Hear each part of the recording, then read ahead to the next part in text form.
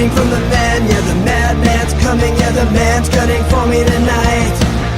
I spent the last week running from the heat, but the beat's coming alive. Let's get lost tonight. Lord, who's on my right?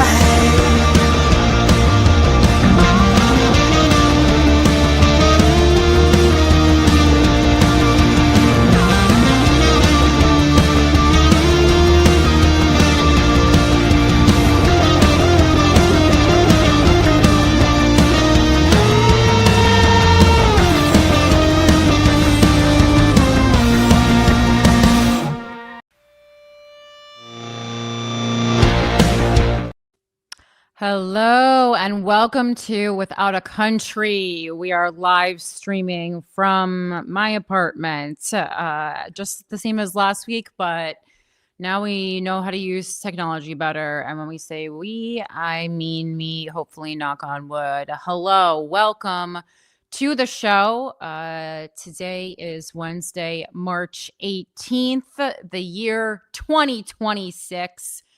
And I am Corinne Fisher, former New York City mayoral candidate 2025, stand-up comedian, and self-proclaimed political pundit. I am here to bring you the news on this show. If you're just joining us for the first time on Without a Country, we use sources from the right and the left. We try to find some truth in the middle. We explore conspiracy theories that float and misinform people on social media. We use Substacks. We use alt-left to alt-right, and everything in between. If you want to send something into the show, it's withoutacountrypodcast@gmail.com. Thank you so much for being here and taking the time to, inform yourself so you know what's going on in your community. We love municipal news here. We love national, international news, stories about domestic violence. I don't want to say I love them. I don't love them, but I want to hear about them because I think they're underreported. First off, I do have a live show coming up next month. This one's pretty exciting, and this one is going to sell out ahead of time. So make sure if you're interested, buy your tickets now. Nacho Bitches. Do you remember the show Nacho Bitches? I looked back at our calendar. Blair Saki and I started this show in 2014. That's so crazy. If you had asked me off the top of my head, when did I start that, I would have said like 2016, 2014. We started this show at New York Comedy Club. We have grown so much since then. New York Comedy Club has grown so much since then. Kudos to them. I'm going to take a little bit of credit for that personally. I think Emilio would agree. I'll take the same 1% that I took for Zoran Mamdani's win in New York. Or more importantly, the takedown of Andrew Cuomo in New York. And Nacho Bitches, Thursday, April 9th at New York Comedy Club, East 24th Street location, aka the Midtown location, at 9:15 p.m. We're doing a reunion show. Blair Saki, she moved, back to her home state of California many years ago, but she's coming back to New York, and we decided to put together a reunion show. It's like we're calling it a decade later, but obviously it's 12 years later. And we're really excited about that. We're going to have a star-studded secret lineup. So buy your tickets. The ticket link is live now on the New York Comedy Club website and also in the Linktree link in the bio of all my social media. So wanted to get that off my chest. Next order of business is what I watched this week. So I don't know why I do this. I guess there wasn't enough light stuff. If you guys have anything light, I finished Neighbors on HBO, which was hilarious and so petty, right up my alley. But I need some more light things to watch because it's just, I'm reading a heavy book about, how phones are truly ruining our lives. I know, I'm reading right now, it's called Stolen Focus by Johan Hari. And I know it's not a book that he probably wrote thinking people would cry multiple times while reading it. And I've read probably much more serious, in quote, things and cried less. But this is absolutely, sorry, I think I'm a little hot on this mic. It is, first of all, it's a New York Times bestseller for a reason.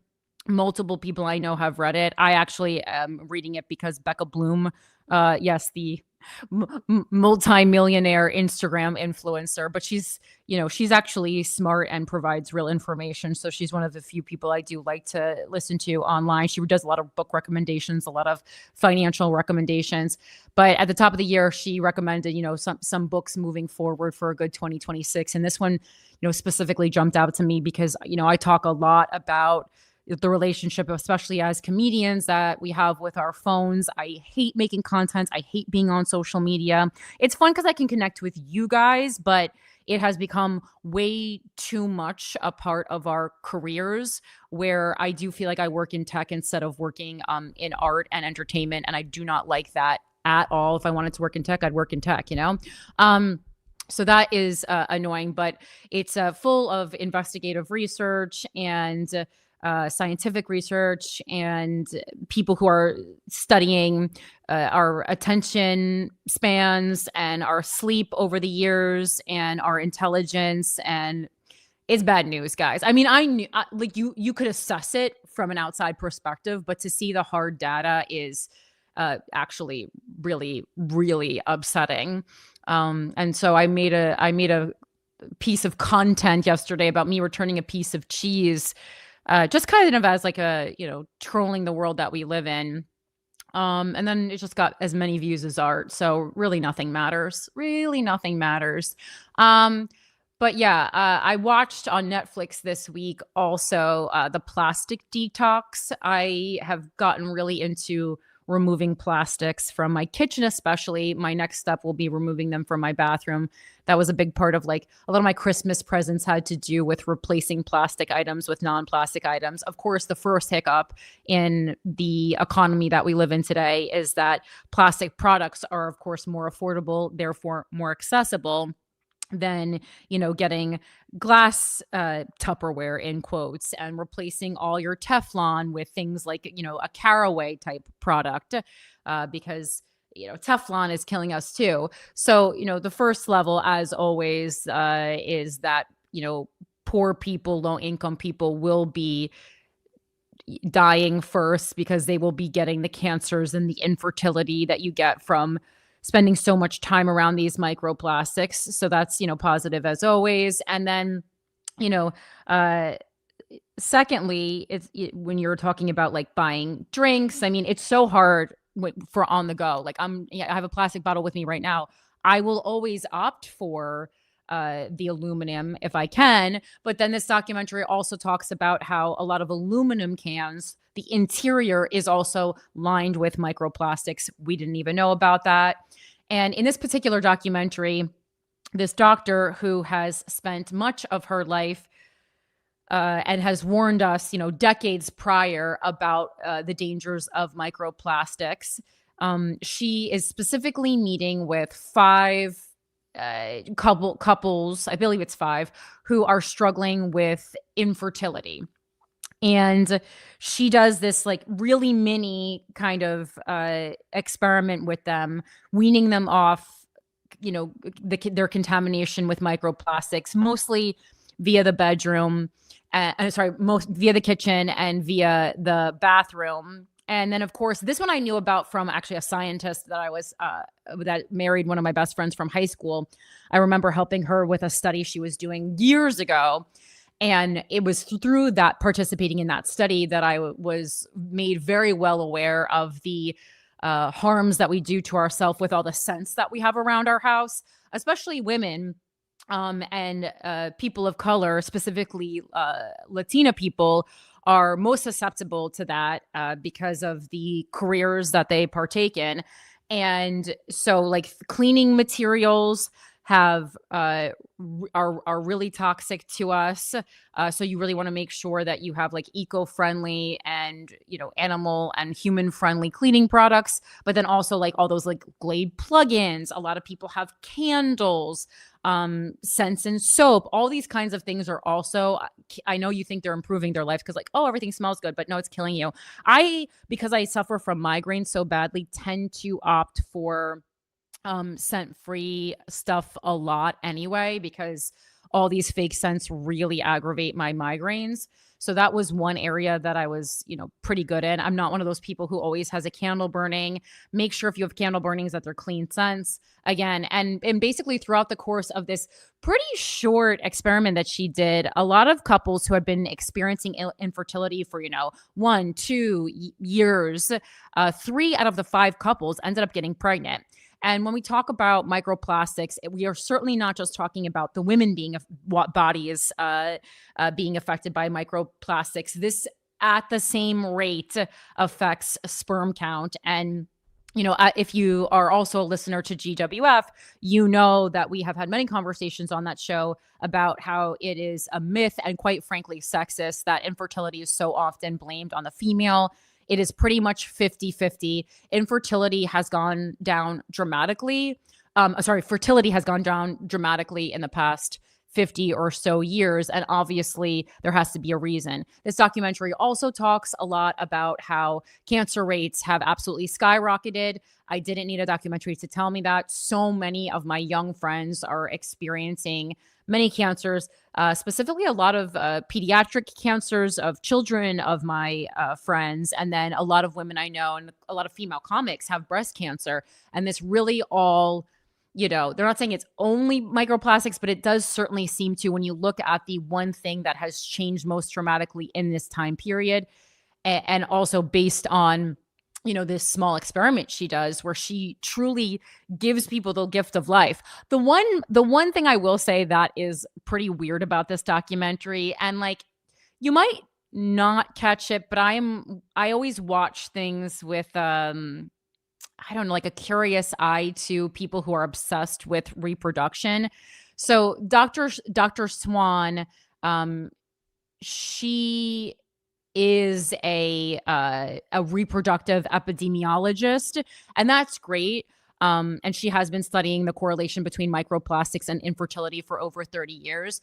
But she goes into her personal relationship with it, and she definitely got into this field. I can't speak and say that she's some kind of a religious fanatic or anything like that, but I wouldn't be surprised that if she was. I'm not saying that if you want to reproduce and you can't, it's not going to be one of the main problems in your life. But this woman seems overly obsessed with reproduction. She's like, it's a human right. And I don't disagree that it is a human right to have a baby if you want to have a baby, but there's also a lot of other variables that go into it that are not human rights issues, that are, health issues. But I guess because she's approaching it from the perspective of the FDA or the government basically has approved plastics that aren't safe to us, and therefore they are stripping us of our human right to procreate by harming us without looking into what they're doing to us. I guess that's the perspective. She's still there's a clip of her where she's just with her grandchild, and she's just crying even talking about her grandchild who is fully alive and healthy. I don't know. That part was a little weirded me out. I know some of you guys think I'm anti-kid. You can think whatever you want. That's absolutely not true. My best friend's children regularly ask for me because I'm such a hit, because I myself have childlike wonderment. Therefore, I don't need to make children because I can just live as one for the rest of my life.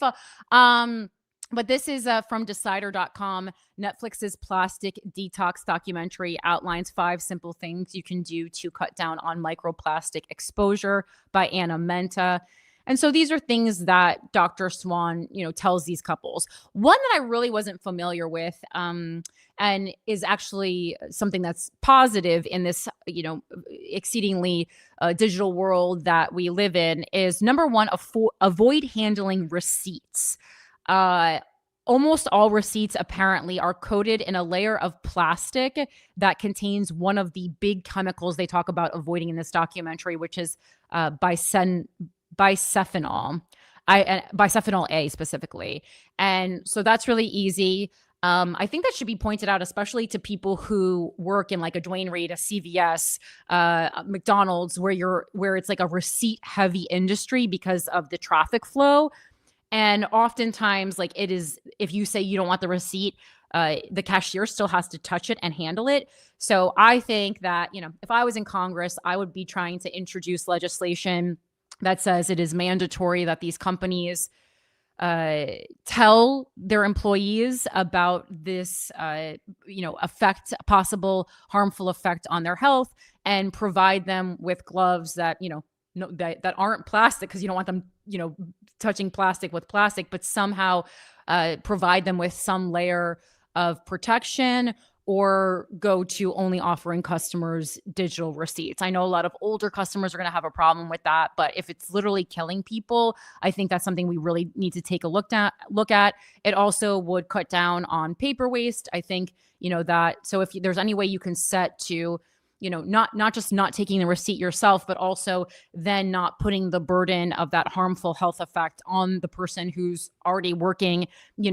a job that most likely does not come with health care.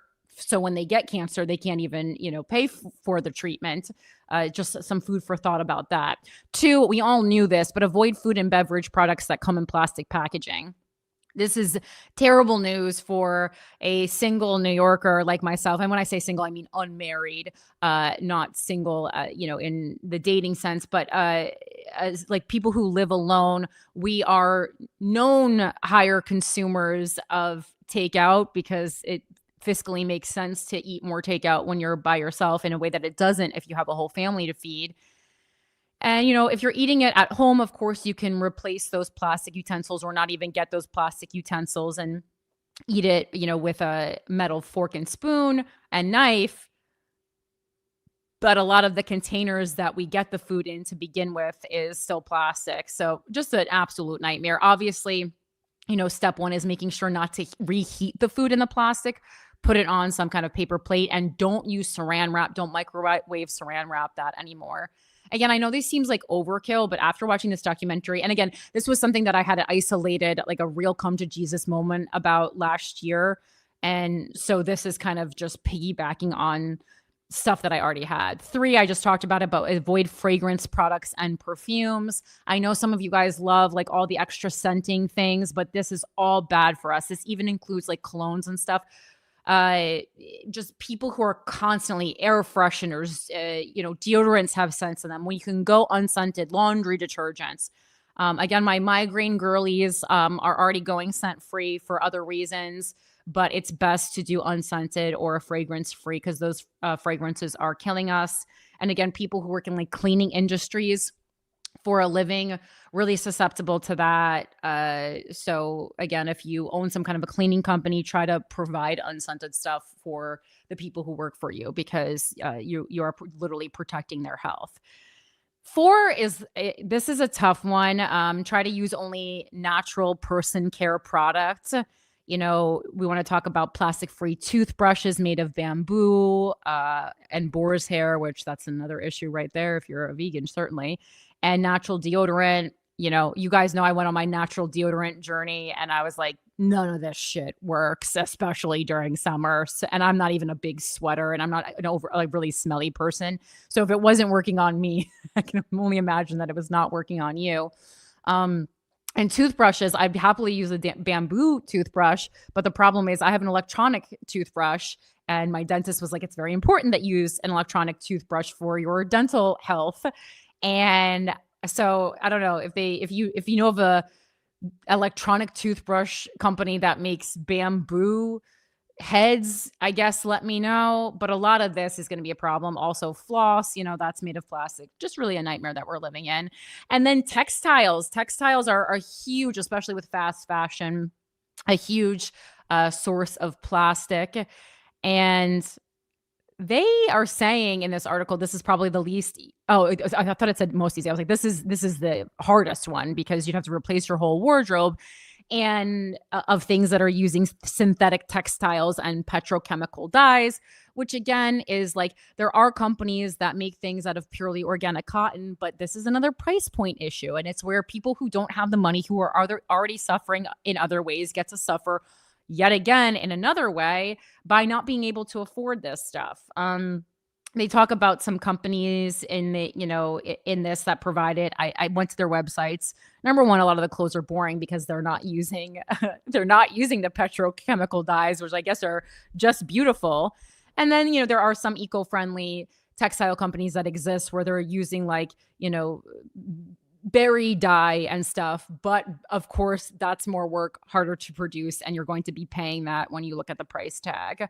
So I think it's a case of like, try to make the little changes that you can, because seemingly the couples in the documentary, and they made them for short periods of time because new sperm is produced every 70 days. But the little changes that they made, as I'm about to drink out of a plastic bottle, certainly did help enough that they were able to then get pregnant within a couple of months' time after, experiencing infertility for so long. So that's promising. I guess it matters. I would say it matters less if you're not trying to reproduce, but it doesn't, because you still don't want to get cancer, even if you're not going to have a kid. Again, I don't really recommend watching it unless you want to stress yourself out the way I choose to stress myself out on a Monday night. I basically gave you all you need to know. You can just pull up the things that Dr. Swan recommends.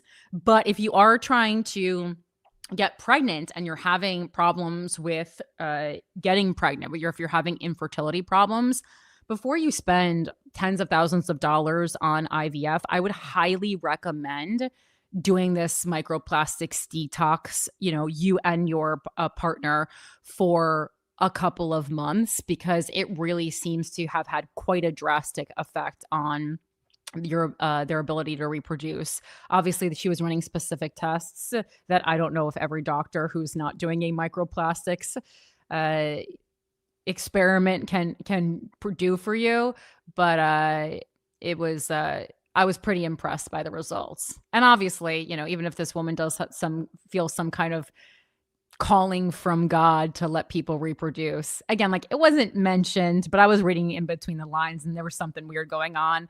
But I like that even if it is because she's fanatical, at least she's doing something good with it, because these people in the documentary, they weren't children, they weren't teens trying to get an abortion, they were people who wanted to expand their families. And and the fact that she was able to give them that gift was quite lovely.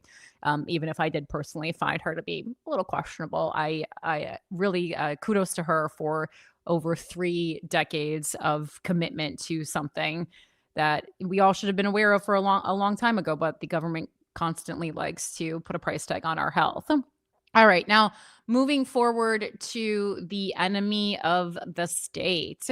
We talked about this character a little bit last week, but the conversation continues. And this week's enemy of the state is Markwayne Mullin. All right. So this is the maybe new. He's in hearings right now. Secretary of the Department of Homeland Security, right?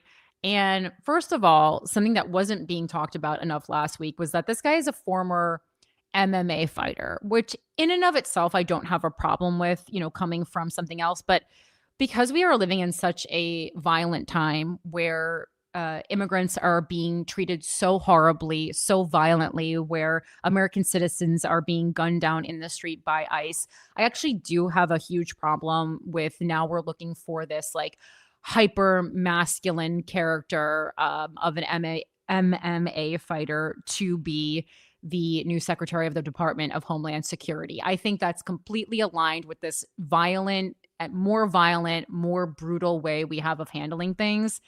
And obviously we are trying to do better than Christine, or, the constituents want to do better than Kristi Noem, but I don't think that is what's happening here. And then furthermore, we know Markwayne Mullin is a big Trump guy. He's obsessed with Trump. And there is a piece on the Jonathan Larson Substack that we also went into last week, and is now one of my favorite sources. It says Mullins secretly abetted hundreds of deportations and arrests.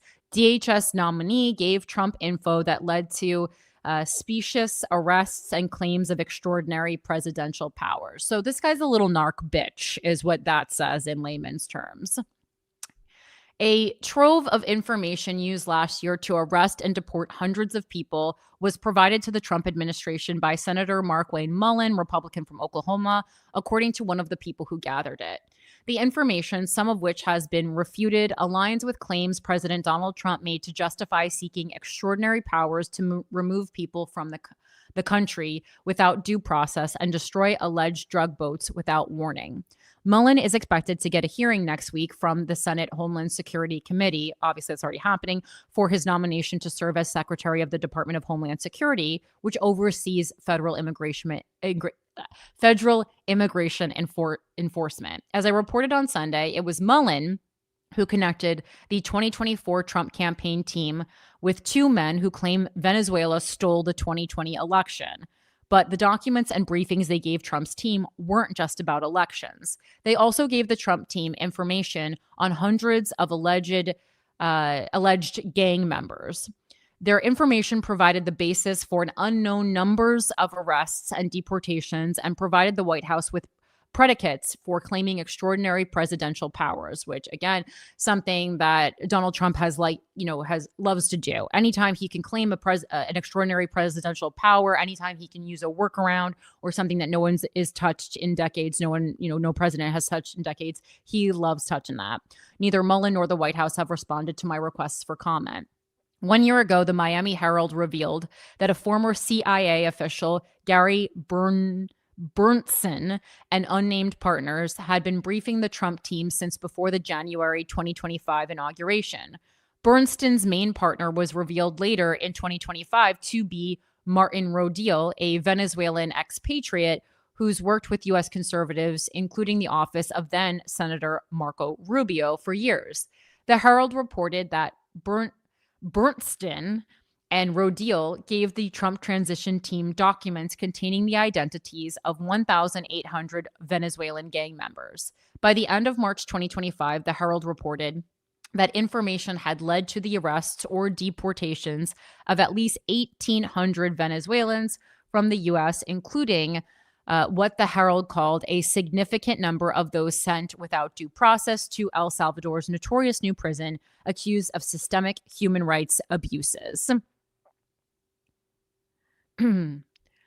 Some of the men were allegedly tortured, according to human rights groups and reporting by 60 Minutes. Subsequent investigations determined that only a small fraction had records as violent criminals. Bernstein, in 2 right-wing media appearances last year, said it was Mullin who connected him and Rodil to the Trump campaign and relayed their information.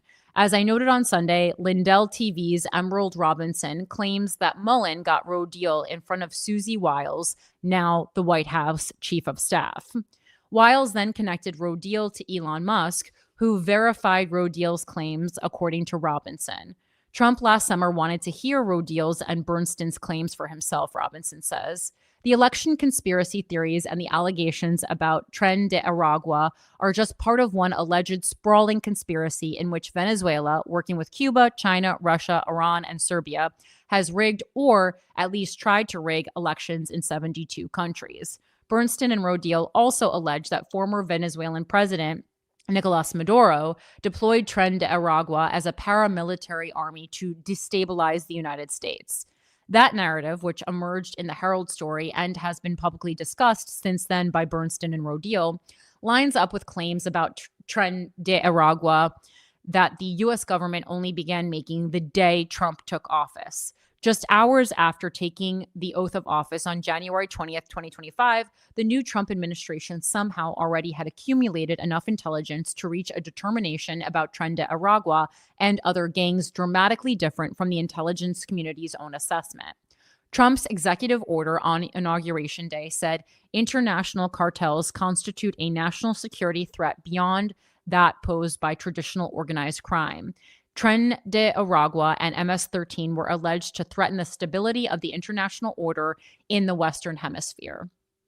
On March 15th, 2025, Trump invoked the Alien Enemies Act, which we all remember, enabling immigration officials to deny suspects due process, effectively labeling them soldiers, an invading army. Tren de Aragua members, Trump's executive order claimed, quote, are conducting irregular warfare and undertaking hostile actions against the United States to further the cartel's, objectives of harming United States citizens, undermining public safety, and supporting the Maduro regime's goal of destabilizing democratic nations in the Americas, including the United States. It was titled Invocation of the Alien Enemies Act regarding the invasion of the United States by Tren de Aragua.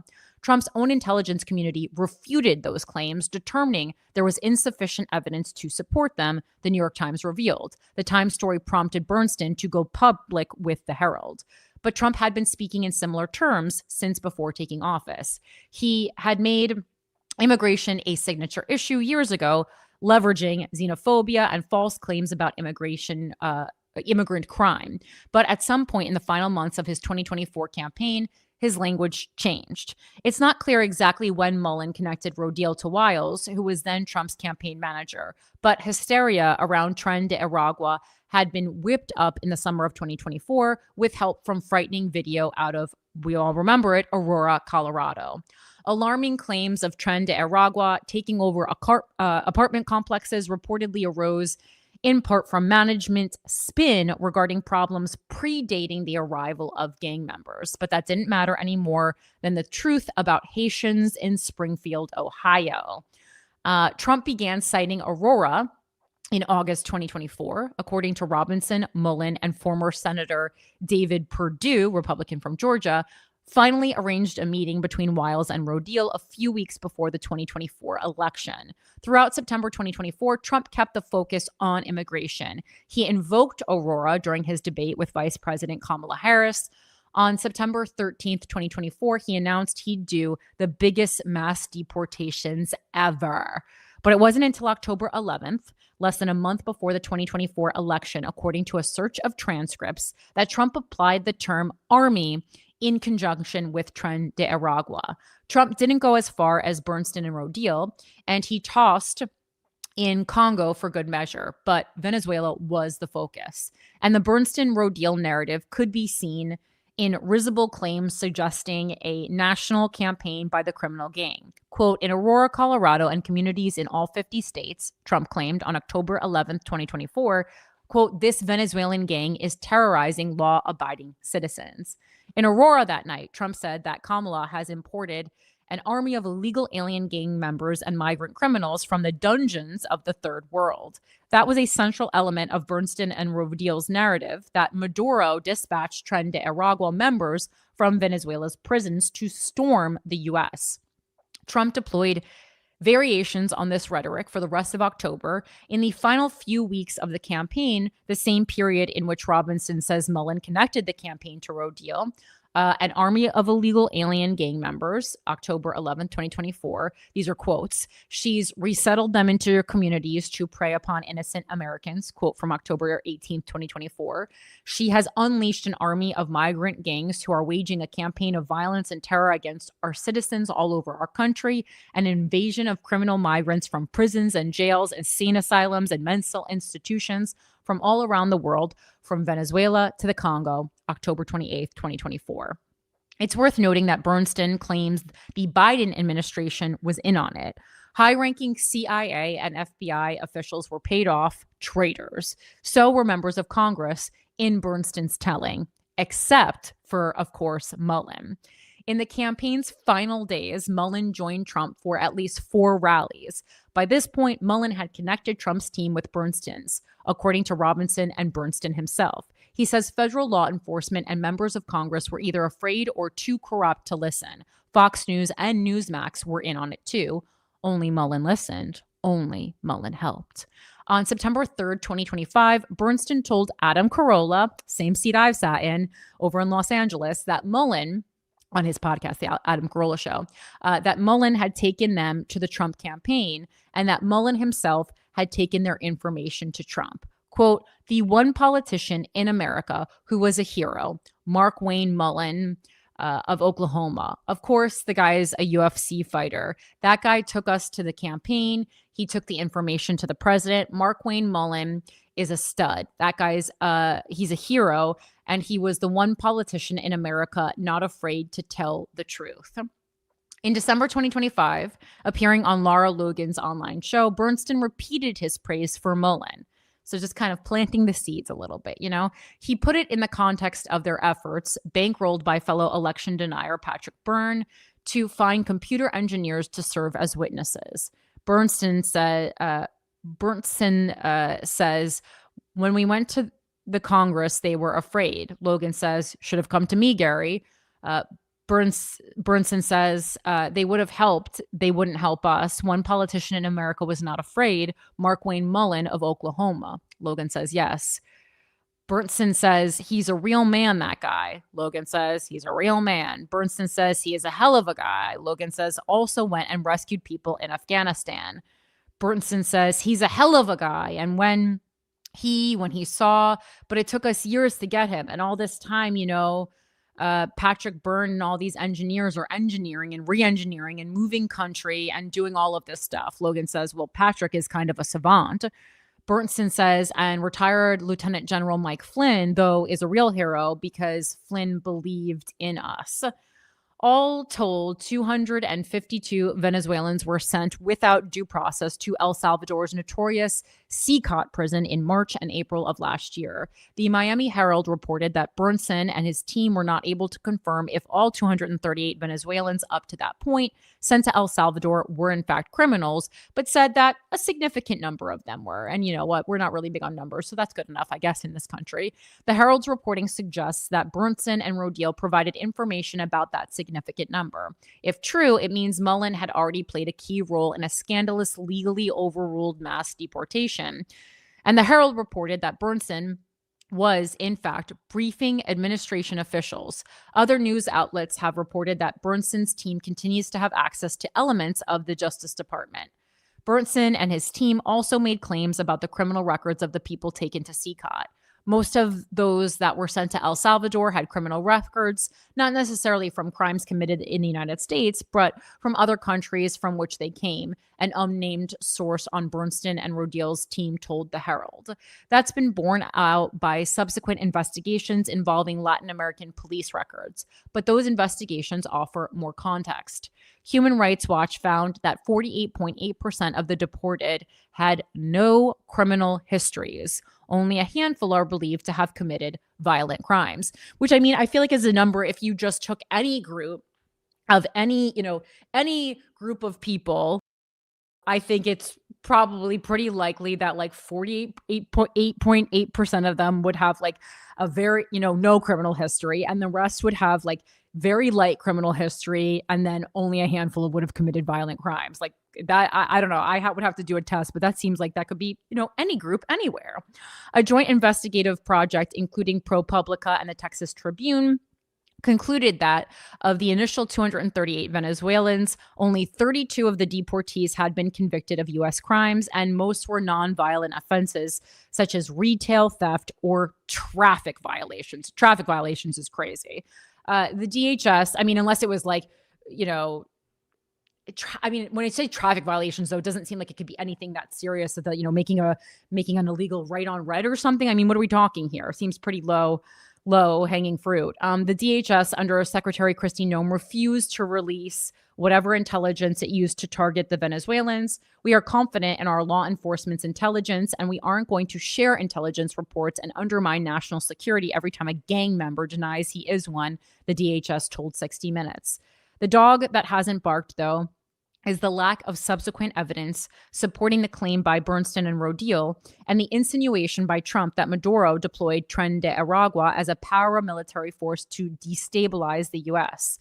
That narrative provided the basis for the Alien Enemies Act invocation and underpinned the Justice Department Office of Legal Counsel memo justifying maritime strikes that have so far killed 157 people without warnings or, you guessed it, due process. But a panel of judges decided the claim was unfounded. The administration's potential witnesses, starting with the captured gang members in Aurora, haven't flipped on Maduro. They weren't even charged with gang activity, let alone as foreign soldiers. Most of them faced gun and drug charges, standard beefs for a street gang. The 252 exiled to El Salvador weren't even interviewed or interrogated for their supposed evidence about the organization they ostensibly served. Ultimately, they were sent home as part of a prisoner swap. In fact, of the thousands of people taken from America's streets, dumped in makeshift camps, or dropped in strange new countries, to date, the administration has presented publicly not a single witness to support the accusation that a paramilitary army came here on Maduro's orders. None has been charged, let alone convicted, of crimes reflecting the claims Mullin couriered, and that provided the basis for Trump's assertion of extraordinary powers. Mullin has not commented publicly about aiding Bernstein and Rodil. It's unclear whether he'll be asked about any of it as his confirmation hearing. Neither Homeland Security Committee Chair Senator Rand Paul nor any of the Democratic members responded to requests for comment.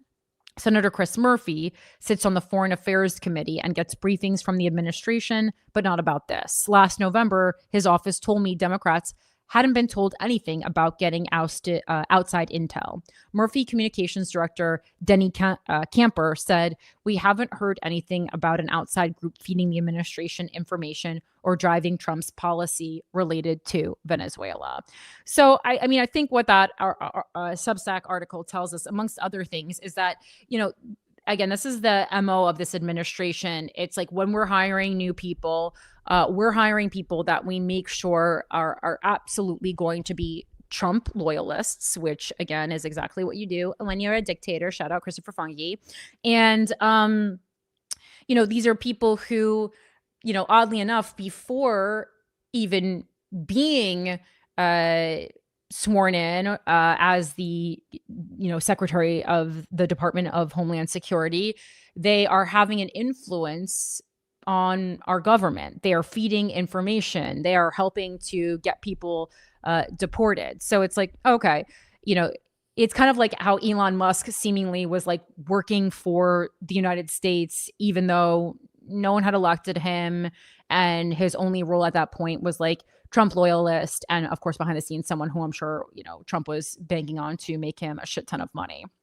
So, this is good. The good thing is it's, definitely not in the bag for Markwayne Mullin to get this new gig. Plenty of people are pushing back, including people from his party. That being said, like, whoever Trump nominates next, I'm sure won't be better. Mike, are you familiar with him from MMA fighting at all? Like, did you know this history? Have you ever watched him fight? I was looking a little bit for YouTube clips. God, no. Like, this guy is like, he was a regional scene, like, rich guy who's, Oh, he was a regional. Okay. Yeah, I mean, this guy's like MMA career was, greatly overstated. I think the biggest thing he's known for MMA wise is when he was in a government position offering to fight someone who had like brought charges against him or it was like an official thing. He was sitting as a senator and he was like, "You want to stand up and take this outside?" And I was like, "All right, dude." Right. Like, and that is kind of the energy that I feel like why Trump likes him. It's like, are we just going to start we're going to start street fighting instead of, passing legislation, which does seem like that would be exactly what the Trump administration would like to do at this point. So what I'll tell you is, like, I've spent time around a lot of high level MMA fighters, like championship level guys. I know you have UFC for a long time. Typically, those are the most secure dudes in the room because they know, like, if anything pops off here, I'm going to be fine. So why, like, be super braggadocious? And you know what I mean? Like, there is like a quiet confidence with them. It's guys like Markwayne Mullin who probably had a bad MMA career where it's like, okay, I'm gonna, bark a lot. I can identify with it because that's me. I love how self-aware that is outside of you're outside of the manosphere, Mike. Undefeated mixed martial artist went 5-0. However, other sources indicate a 3-0 record with a career ending in 2007.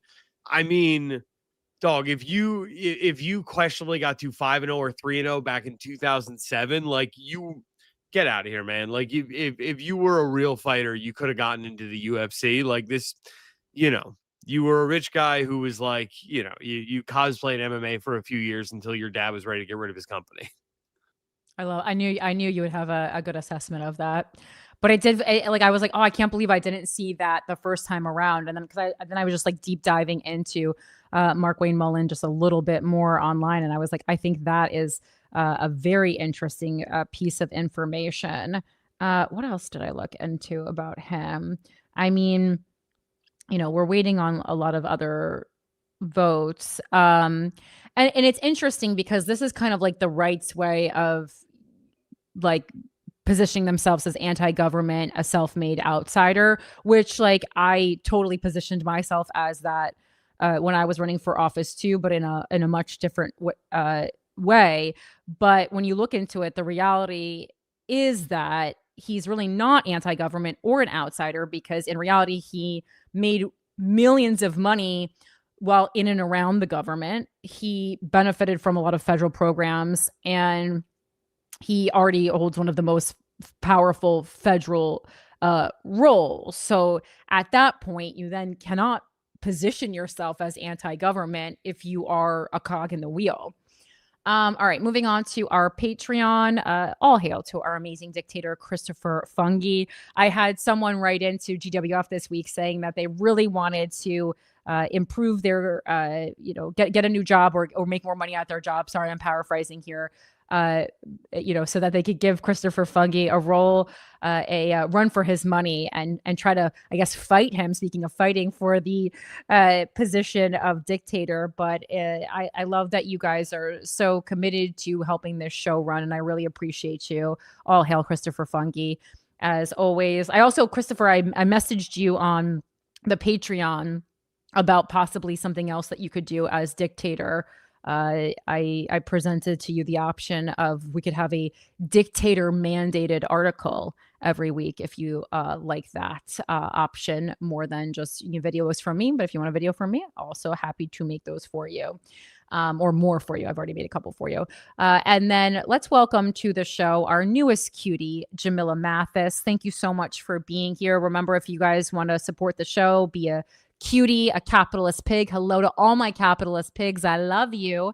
If you want to be a cutie, a capitalist pig, as I said, the dictator role currently filled, and of course it's a dictator, so there's only one. You can head over to patreon.com/withoutaCountry, where you can support the show for as little as $6 a month, and it's super helpful. And every week we get some new subscribers, and that makes me so happy, and I really appreciate you guys so much. But I appreciate everyone who listens. I know not everyone has extra funds around now. I'm certainly canceling subscriptions right and left because things are just absolutely crazy.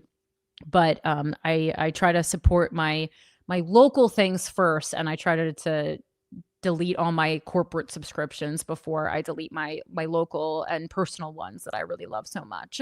Let's get into the Wacko mailbag. This first article is from Wacko George. A lot of these have overlaps to other segments. So this one is an overlap from Wacko mailbag and also municipal politics. This is from Wacko George. I know you send me a lot of New York centric articles. I do see them. Sometimes I just feel like we talked so much while I was running for mayor about New York City municipal issues that I'm, taking a little bit of a break for the benefit of the rest of the listeners who maybe are bored by that. Although I do think, a lot of the municipal issues that we face in New York City are applicable to many other areas. I certainly found all the stuff that I learned running for mayor in New York very helpful when I was researching all the things that I was researching for Tucson while working with the Pima County Democratic Party. But this is a short one. It's from the Washington Post that George sent in, and it's an op-ed piece that says spending more money on homelessness isn't helping.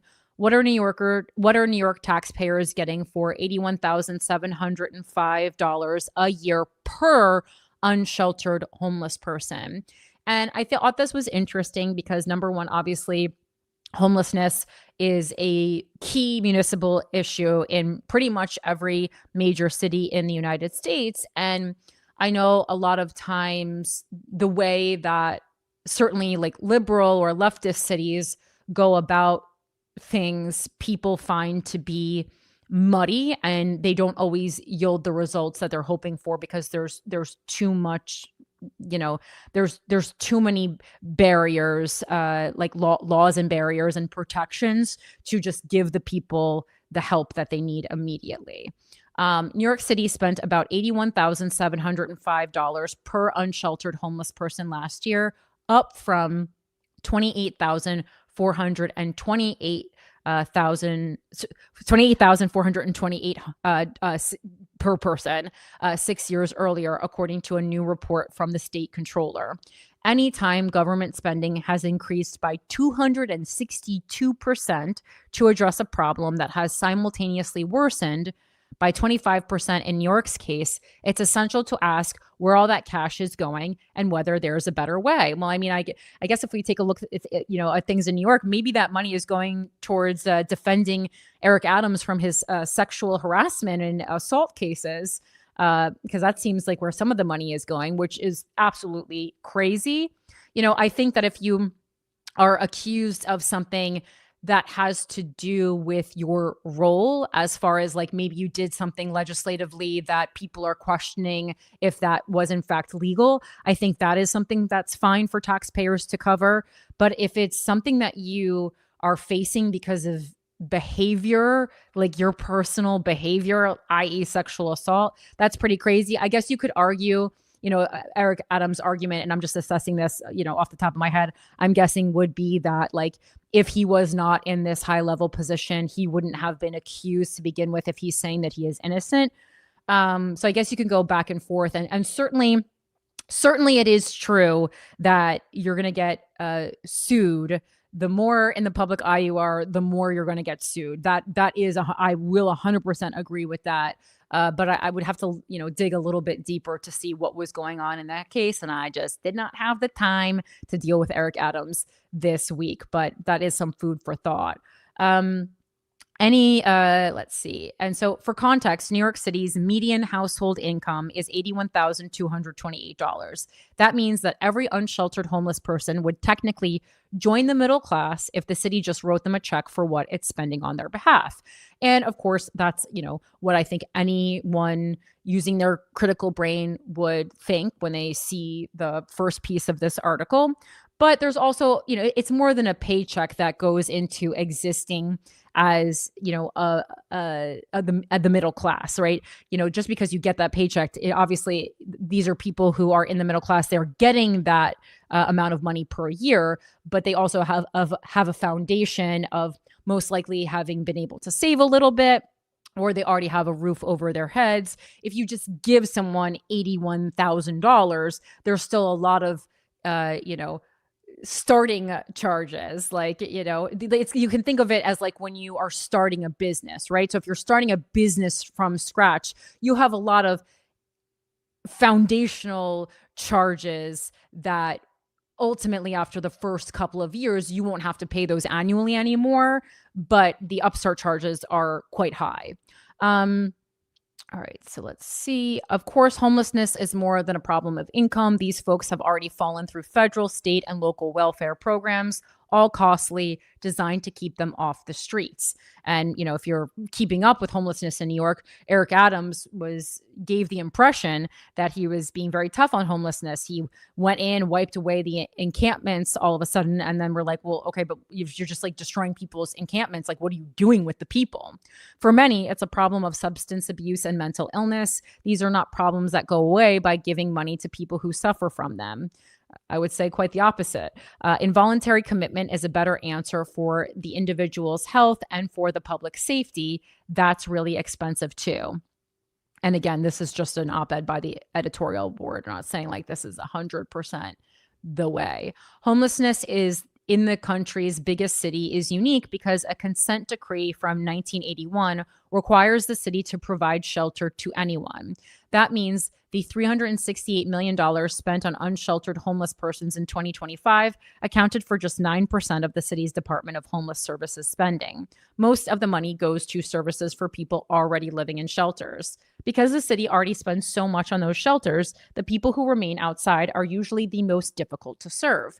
Part of the surging cost was the result of the subway safety plan under former Mayor Eric Adams, a worthy effort to get the homeless out of the transit system where they menace and assault passengers. I mean, do they sometimes assault us? Yes. Do they menace us? I mean, I guess if they're assaulting, they're also menacing. Most of the times they're just smelling up places, and a lot of time, like, first of all, you're used to it if you live in New York. And then the second thing is like, okay, well, this person's like having a worse day than me. So I don't like if, I don't know. It's not good. I mean, when I think of it, I think of it more than assaulting and menacing or it being actual danger. I think like, wow, this is a city that's failing. When I walk into a subway station and I see 10 people living there. I go, this is a failure of our government. I don't think, oh my God, I'm being menaced and assaulted. You know, knock on wood, in the, what years is I'm living here? I mean, in the 20, I guess this is my 23rd year. In the 23 plus years that I've been living in New York City, I believe I've been assaulted by a homeless person in the subway one time. And it was a woman. So girl power. A lady slapped me as I was going up the escalator. It wasn't very hard. It was more like jarring than it didn't hurt me. It was just jarring. It wasn't like on the face. It was on the, I think on like the arm or the chest or something. And I believe it was, I want to say it was West 4th Street. That's a spicy one. The kind of the most fun neighborhoods have the spiciest subway stations, which at least kind of shows you like, oh, even the homeless know the best neighborhoods to live in. Like this is like, if I'm going to be homeless, might as well be homeless in the East or the West Village. Why not? The state controller, like if you can, like, I kind of think of it as like, if you can pick where you live, yeah, live in one of these places. Love is a battlefield. I don't know what that said, Mike.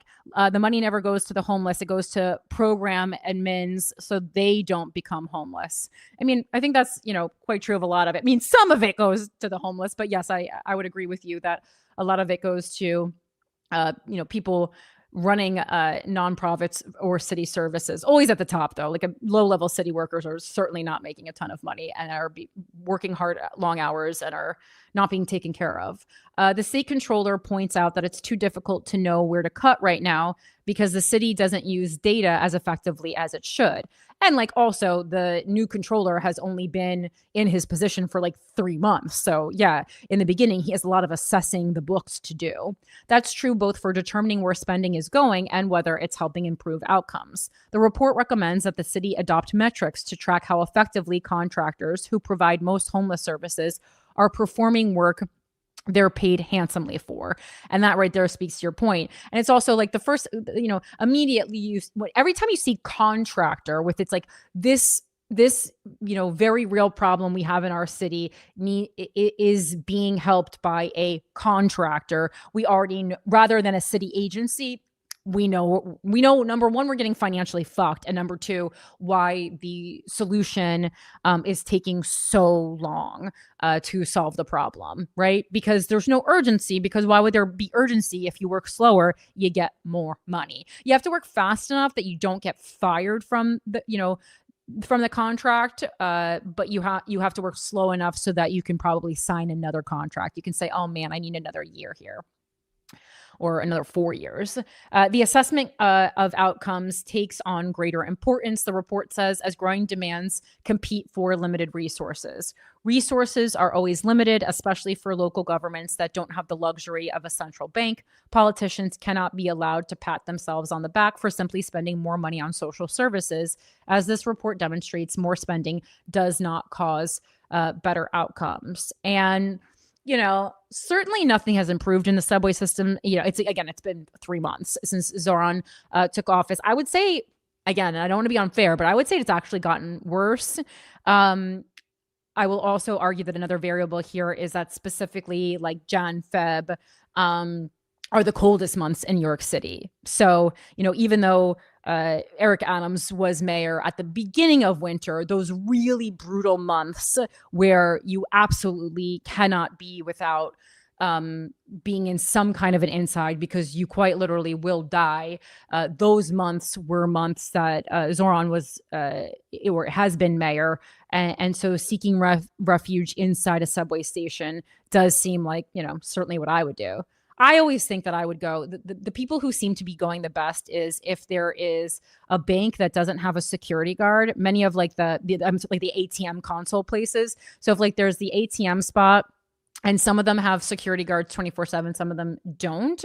But if there's one that doesn't, that's where I would recommend sleeping. If you're homeless and tuning in, that's where I particularly would recommend.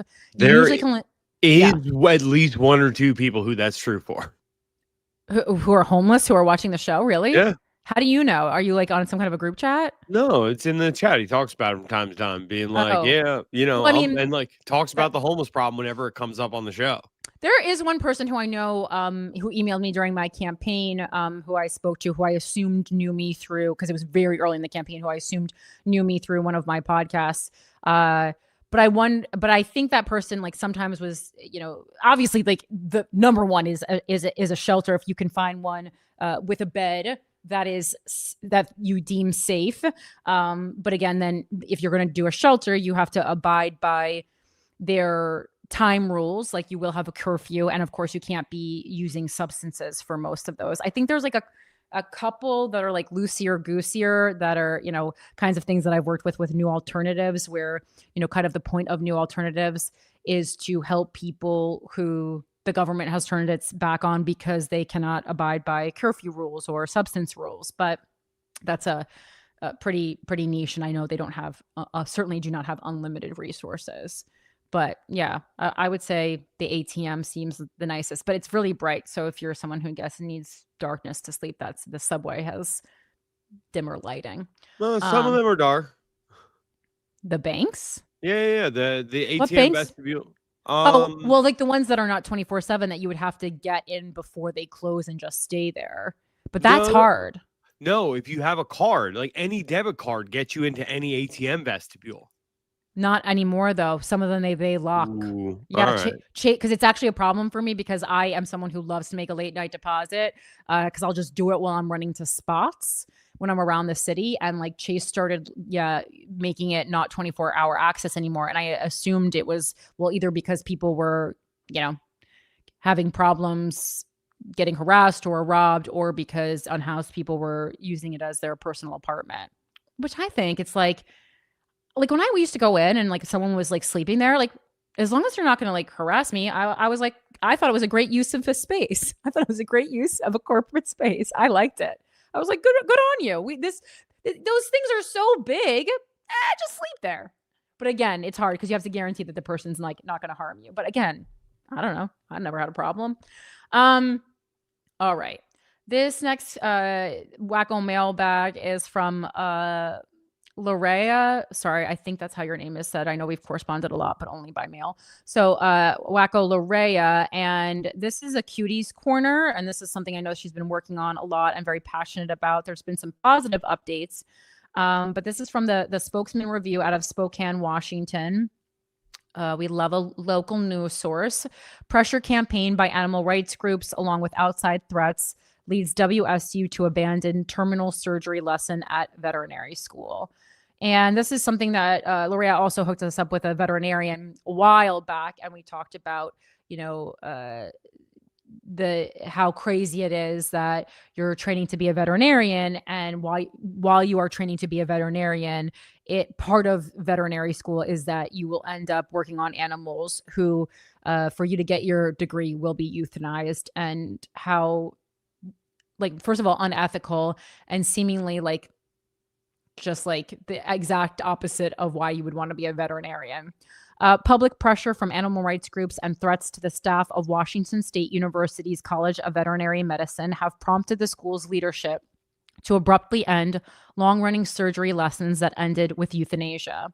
The safety of our students, faculty, staff, and animals is our highest priority, veterinary school Dean Dory Borgeson wrote in a statement announcing the decision. Given the nature of these threats and similar incidents that have occurred at other research universities, WSU has determined that we cannot safely proceed with the equine component of the surgery course this spring and will not move forward with bringing the 8 horses associated with the course to campus. The surgeries in question are part of the university's large animal surgery course, an elective typically taken in a student's 3rd year. The horses involved were transferred from another study, while the university purchased the goats, according to school documentation. The horses were part of a U.S. Department of Agriculture breeding herd in Idaho, according to an email with the dean published online by a WSU veterinary student who sparked the controversy. Nonprofit organizations, People for the Ethical Treatment of Animals, we know them, it's PETA, shout out, and the Beagle Freedom Project, also very well aware of that, as well as social media creator and veterinarian Crystal Heath, through her nonprofit Our Honor, have launched large-scale campaigns calling on people to pressure WSU into sparing the 8 horses and around 50 goats by changing curriculum to no longer include terminal surgeries. A webpage created by the California-based Beagle Freedom Project titled Stop the Killing Lab called on the public to contact WSU leadership about the issue and listed the contact info of more than a dozen administrators and professors. A PETA statement called the educational labs sickening, barbaric, and archaic. A post from Heath on Instagram showed a clip from a nearly 20-year-old YouTube series called Charlie the Unicorn, where a unicorn stomps up and down on another unicorn. Actual footage of Washington State University preparing horses for the third-year elective veterinary surgery lab. The title of Heath's post reads, "The university said the decision to end the equine portion comes as it was working toward doing away with it starting with the next academic school year and years after veterinary student Larea Cottingham," that's the one who sent me this article, "now in her fourth year, first raised concerns about the practice." So I love this because this is like a real world example of like one person stepping up, saying this is fucked up, this is wrong, and it turning into real change in her environment. Cottingham said the conversation was intended to be a professional discussion of best practices. She did not expect the online fervor and emotional outrage to take center stage. What gets people riled up is the animals, and people don't really want to have the nuanced discussions about the nitty-gritty of the best way to train surgeons and community outreach and all those things, Cottingham said. They're not as emotionally evocative. And that's a great point, and sounds like something, that we would discuss on this show. And we live in a time where we do have to get emotional about things for them to get airtime, for them to get social media algorithm time, whatever the time is. And, that's why things like those Jubilee debates do so well, because people get so riled up, right? And like, if people aren't yelling about something, like, we don't want to watch. And so we have to stop responding to emotions and really look at what's going on here.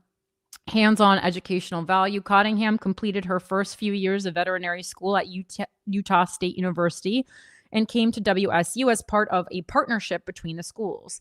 She found herself drawn to surgical practice, she said, after working in clinics in the Salt Lake area where she assisted in spay and neuter procedures on small animals. She first learned about the terminal labs while touring the campus ahead of her move to Pullman.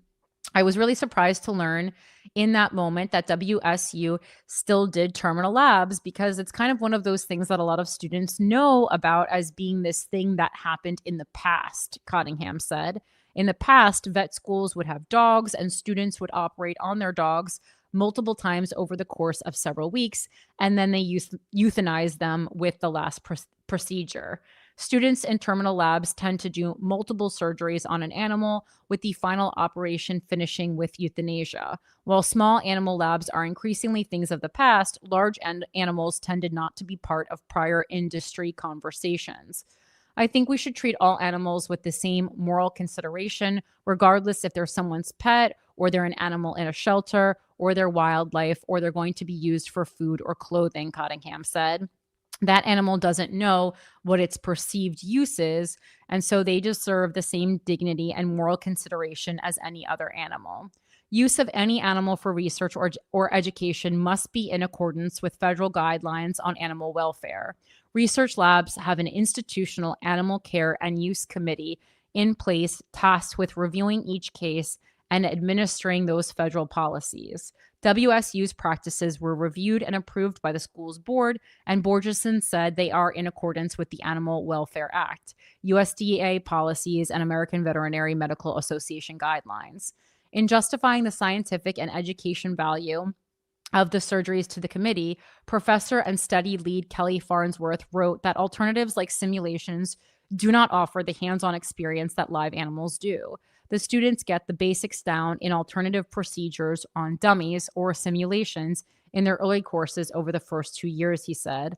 Live animal surgical procedures provide students the opportunity to apply those basic skills to realistic clinical situations and develop advanced skills needed to perform surgery in the future, Farnsworth wrote in the protocol approved by the committee. He added that the practice provides invaluable surgical experience for future veterinarians. that the animals are treated with great respect and every effort is made to reduce or eliminate any discomfort during the staging process and later surgical procedures. To develop the manual skills needed to perform surgery, students must do surgery, Farnsworth wrote. This class is designed to train students in surgical techniques on live tissues that cannot be replicated in other ways. Cottingham said she first broached the topic of ending the labs altogether with university leadership in 2024. She was elected the curriculum representative for her class and started by sending out a veterinary college-wide survey in which she asked students whether they were aware of the elective, their thoughts on terminal labs, and the ethics at play. She received a lot of backlash from her peers, Cottingham said, but the school's curriculum committee was receptive. She opted not to take the course herself, instead reaching out to Borgenson to continue the discussion around alternatives as she continued her studies. That's always been my strategy, and my desire was for everything to be very professional, very by the book, Cottingham said. The fallout. Her relationship with the dean was fine until Cottingham took portions of their communications and emailed them to the class below her earlier this school year, she said. Cottingham said she wanted to notify them of the procedures and her belief the animals could be adopted instead of operated on. She said the dean replied all, telling the cohort of students the bits of their conversation were taken out of context. Cottingham has felt ostracized since, which led her to reach out to Heath, whose organization aims to support veterinarians and veterinary students critical of current practices from bullying while also advocating for animal welfare. This campaign originally started because veterinarians were trying to get them to turn to more effective methods, Heath said. We had to bring in more animal rights orgs to get them to take urgent action. Heath is doubtful the school received threats as a result of her and fellow animal rights organizations' campaigns, but added that she does not condone any sort of violent rhetoric. The entire situation should not be used to stifle the free speech of students at the university, she said. I mean, again, it would be pretty funny if, or maybe hypocritical is the better word than funny, if people who were trying to, save animal lives were threatening human lives. But you never know in this day and age. I could see it happening. Some of the most intense people I come across are animal rights activists. And I get why. I've certainly received threats too for my advocacy. I have been ostracized, Heath said. I would love to see what some of the threats are. We're disappointed the school was able to use that as an excuse, Heath later added. Heath and Cottingham said that their advocacy should not be viewed as taking an educational opportunity away from students. They would prefer alternatives like partnerships with local ranchers to provide similar experience on animals in need of care. Exactly. I mean, again, this is just like my thought as someone who is not a level of, does not have a level of expertise in this, although, I have talked to, some of these people. You would think it's like, okay, well, number one, lots of times animals are, sent to shelters, given up to shelters because the owner of the animal cannot pay for their medical anymore.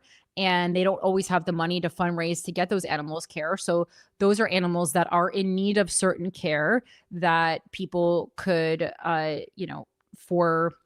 to learn and also to heal the animals, they could do surgeries on them free because it would be for educational purposes. There is obviously, you can shadow many times someone who knows how to do the surgery. I know time is of the essence when you're giving surgery. So perhaps it's a little bit harder to learn when the stakes are so high. But people who, because this, many times there's a lot, not the same kind of like insurance coverage and certainly many uninsured animals who would die if they weren't getting free educational surgeries anyway. Like that would be another option, but I guess that would be hard and sporadic because you would never know when a certain type of animal would need a certain type of surgery. But a lot to think of here because, I think of, my dog, the star of the show last week. I had to zoom in more, and it wasn't because I was like, Alfred's taking the attention away. A little bit, it was a little bit concerning that every single comment on last week's show was about Alfred, and I think one about Epstein and also Alfred. But first of all, he's asleep right now, so he's in the corner. We went on a very long walk today. But additionally, when I'm sitting here thinking about my baby boy, it's like, yeah, obviously I don't want a veterinarian who it's their first time doing surgery during surgery on my baby boy. But that's where, that's where this mindset comes in, where it's like, okay, well, I can't think of an animal as only being more important because he's my animal.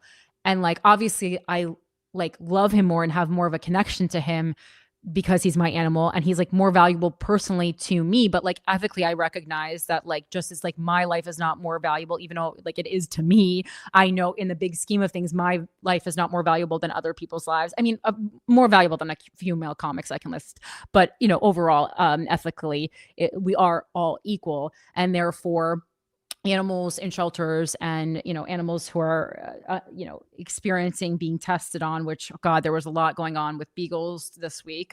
You know these, they can say they're being treated with care, but it's like this is the same as like when people are saying, oh, your hamburger was treated with care until it was a hamburger. Like, I hear you, I understand what you're saying. Yes, it's better than factory farming and overcrowded cages because they're not going through the same amount of stress. But like at the end of the day, if you're being slaughtered, you're being slaughtered. So I don't really want to hear about it.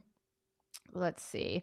The students, where I don't even know where I left off, but the students currently in the lab will be given full credit for the work they've already completed. The university statement reads, the equine portions of the course were to end at the end of the semester anyway, and moving forward, students will gain essential surgical experience through clinical training opportunities and advanced simulation technologies that reflect evolving practices. WSU spokeswoman Pam Scott declined in an email to share information about what would become of the horse slated for the lab. The email also did not disclose what happens to the goats. I mean, what I will also say, it's like surely if we're able to practice going to space here on Earth and then just send someone to space for the first time, like albeit surely with someone else who has gone to space first, like we should be able to do something similar with animals, like when you really think about it. Heath said her organization is trying to ensure the horses end up at a sanctuary. Our work still isn't over, she said. Cottingham said she was encouraged by the university's curriculum changes underway. A huge win. Like, I'm so proud of you. This is incredible. Before the public outcry rattled the college. She's worried about the students currently in the class being shortchanged without an alternative in place for the equine surgeries and what the fallout may be among her peers for her advocacy. Fuck them. I know that that's easy for me to say, but I've certainly been the black sheep in many rooms. I've been the person who walks in and the room goes silent many a time. So, you did a really cool, noble thing. And I'm sorry if you're being ostracized at school. That can't be fun, but like, fuck them. That's the price of admission for speaking your mind. Most people in life aren't bold enough to do it, And I'm sure while some of the people may ethically disagree with you, I think some of the people are probably ostracizing you because they were too pussy to say it themselves and they feel stupid and they're projecting. I'm glad people are talking about it, but I just hope that people can kind of cut through the emotion and hear the reason behind it and the evidence and the logic behind it, Cottingham said. And no, this has been going on for a really long time. And I've been working so long on this with administrators for a long time, just trying to do everything, quote unquote, the right way.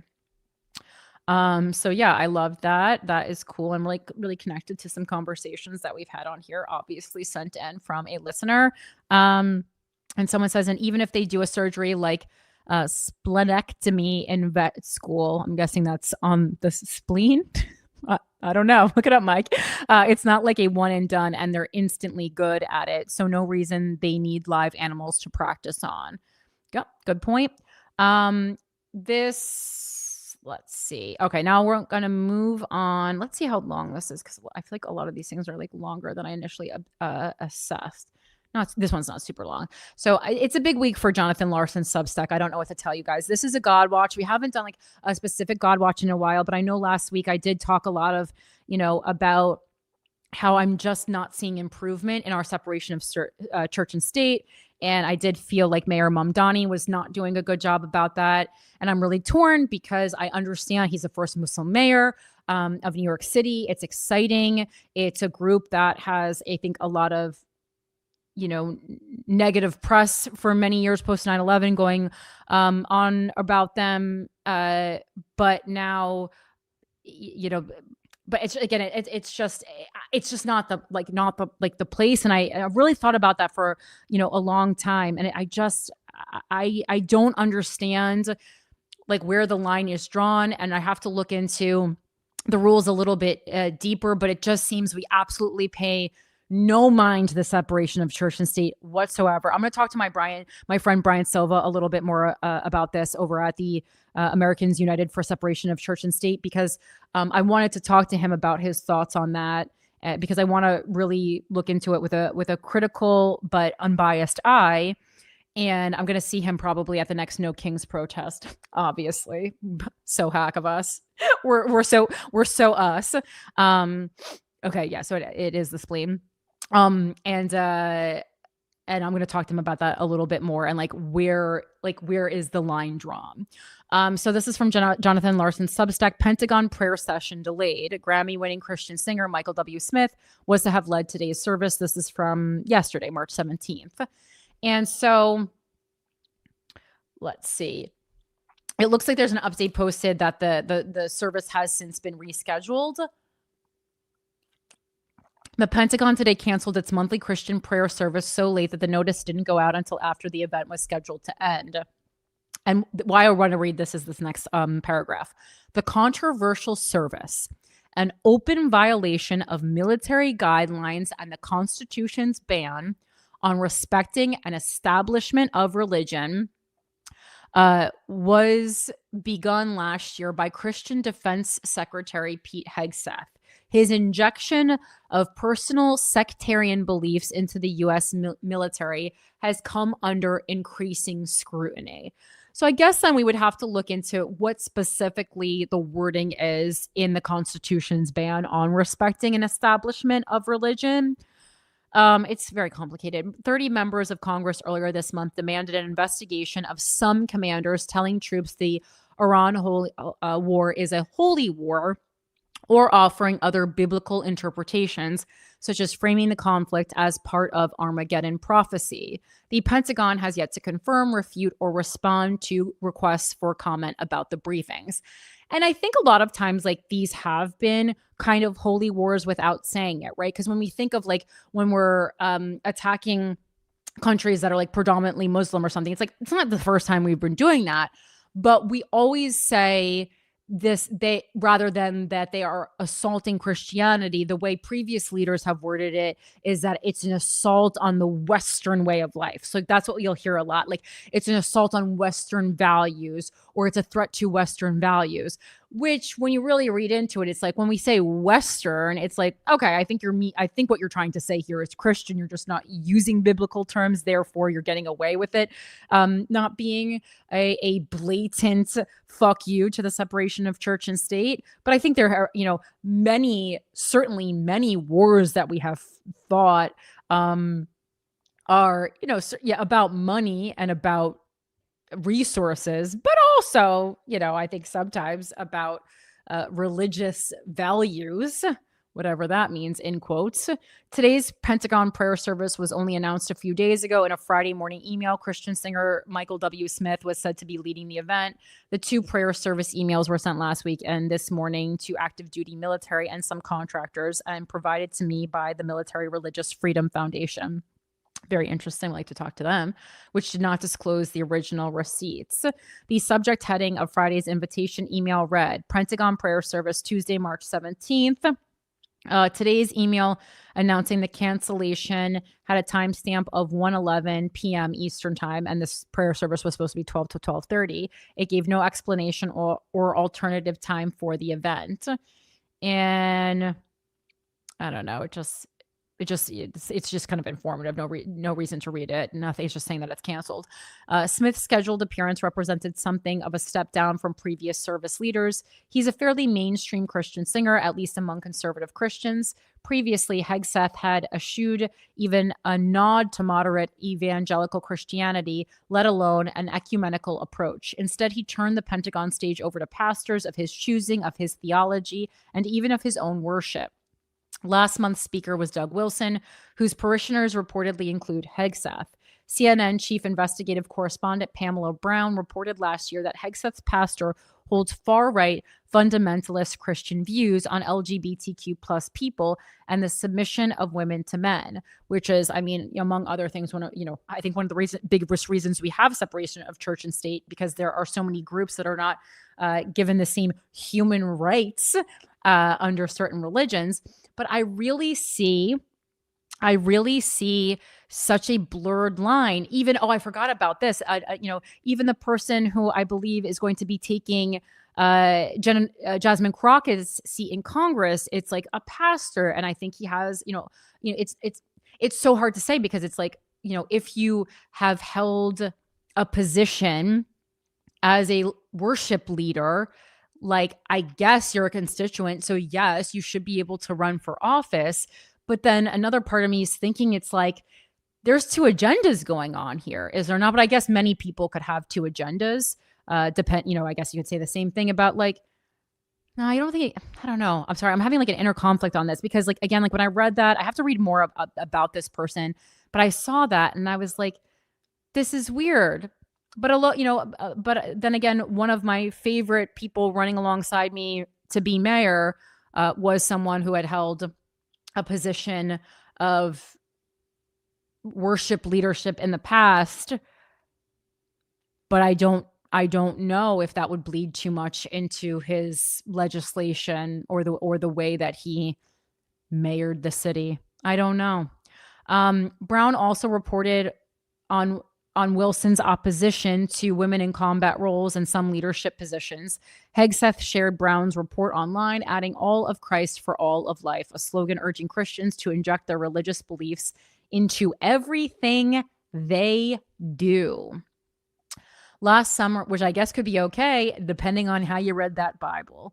Last summer, I revealed, and the Pentagon confirmed, that Hegseth also sponsors and participates in the weekly White House Bible study. His sponsorship has continued even after a 2-part lesson last summer that included the anti-Semitic smear that Jews killed Jesus. I mean, that's hack at this point, is it not? According to the MRFF president and founder Mikey Weinstein, the Pentagon had considered defending commanders telling troops the Iran conflict was a holy war. The MRFF claims almost 100,000 members of the military and intelligence services and related organizations have sought its help over the years. At least 200 reported commander briefings casting the Iran war in Christian terms, the MRFF says.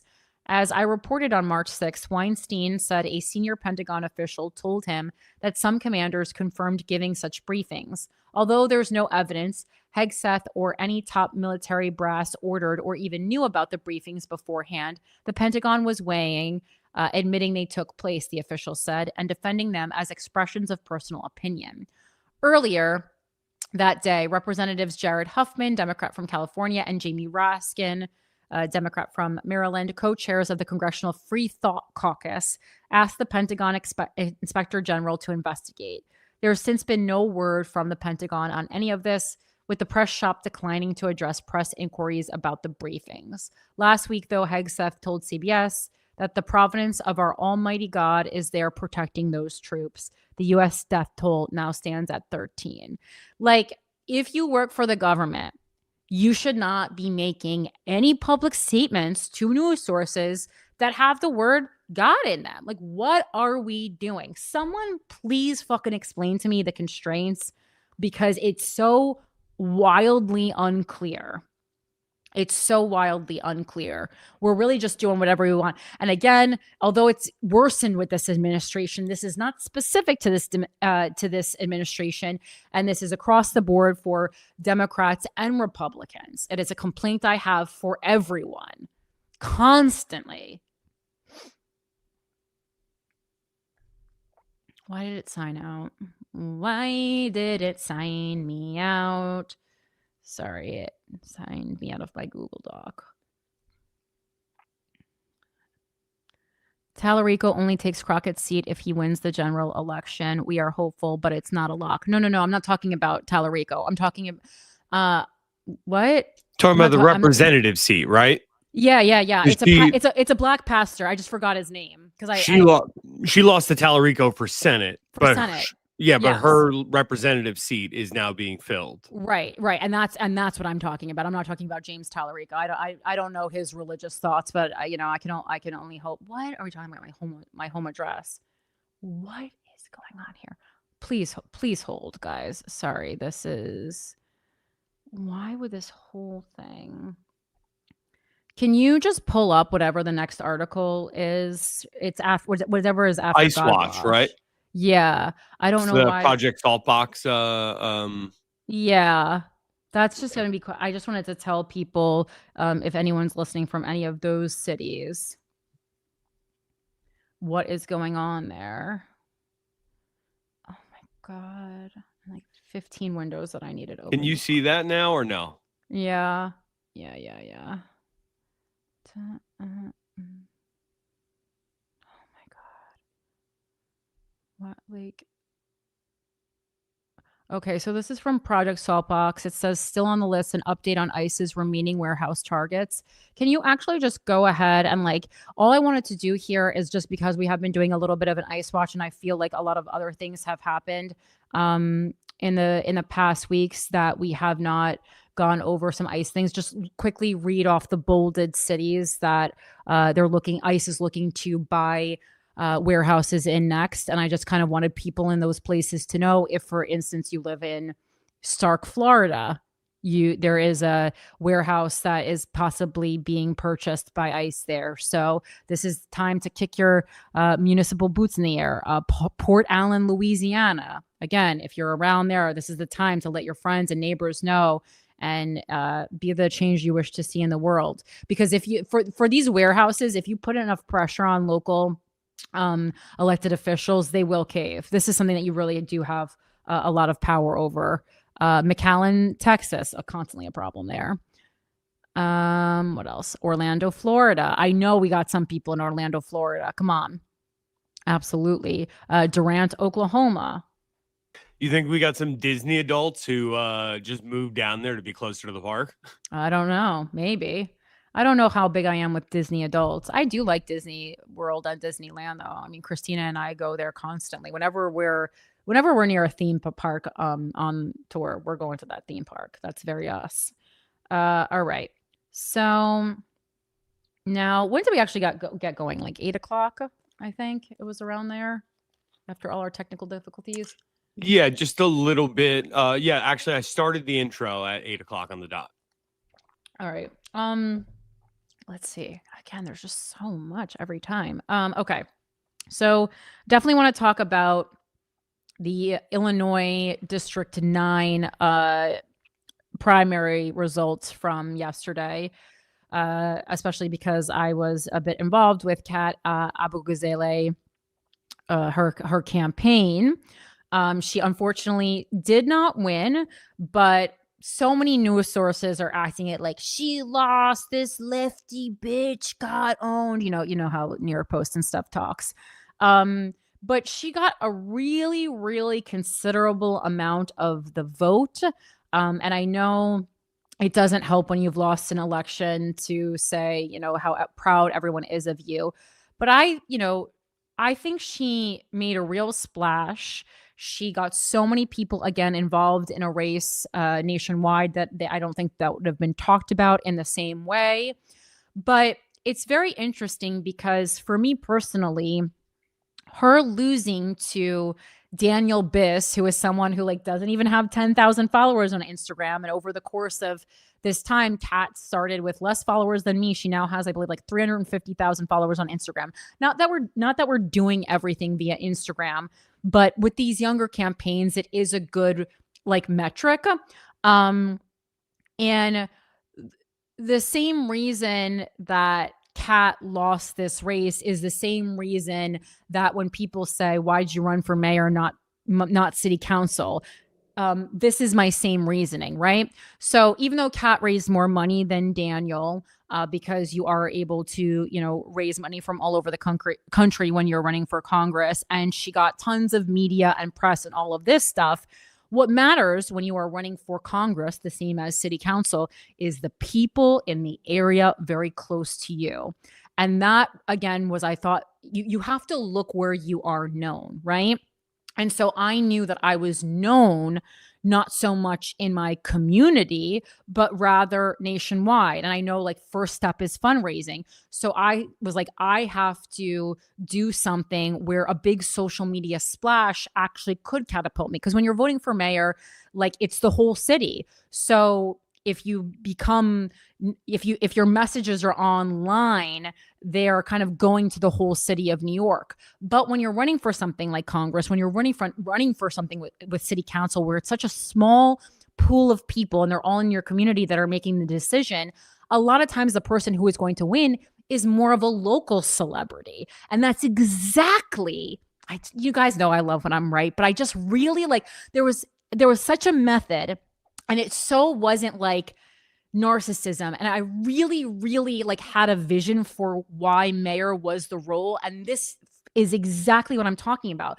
And why, looking ahead, if I do decide to run for Congress, which I've already looked into, I think so much more difficult actually than running for mayor with the strategy that someone like me needs to use, right? So what I'm doing now is preparing myself for that to win Congress. And AOC, I know, is an example, but AOC is someone who her congressperson was someone who was like not active at all in the community. And that's why she was able to win, by giving a shit, right? But if it's people who are already known, who are already bigwigs, especially for me, like we got a lot of bigwigs in my area of Manhattan, because I live in the East Village, right? So there are a good number of people with wealth here, but there are a lot of good, people who are working artists and people from Alphabet City and stuff. So you got those are the people that I would really need to speak to and be like, aren't you sick of these people who have fancy dinners at restaurants that you can't even afford? Like, aren't you sick of them making decisions for your community? But that's why I just applied to be on my community board, because I know if I am going to win a congressional race in my district, I need to be much more involved in my specific district. So even though I've done a ton of nonprofit work around the city for New Alternatives and for whatever it is, that New Alternatives is not specific to my city. So I have to, I started looking into things like the like that are specific to the East Village or the Lower East Side. And that's exactly what Daniel Biss did. He took a local role. He was mayor.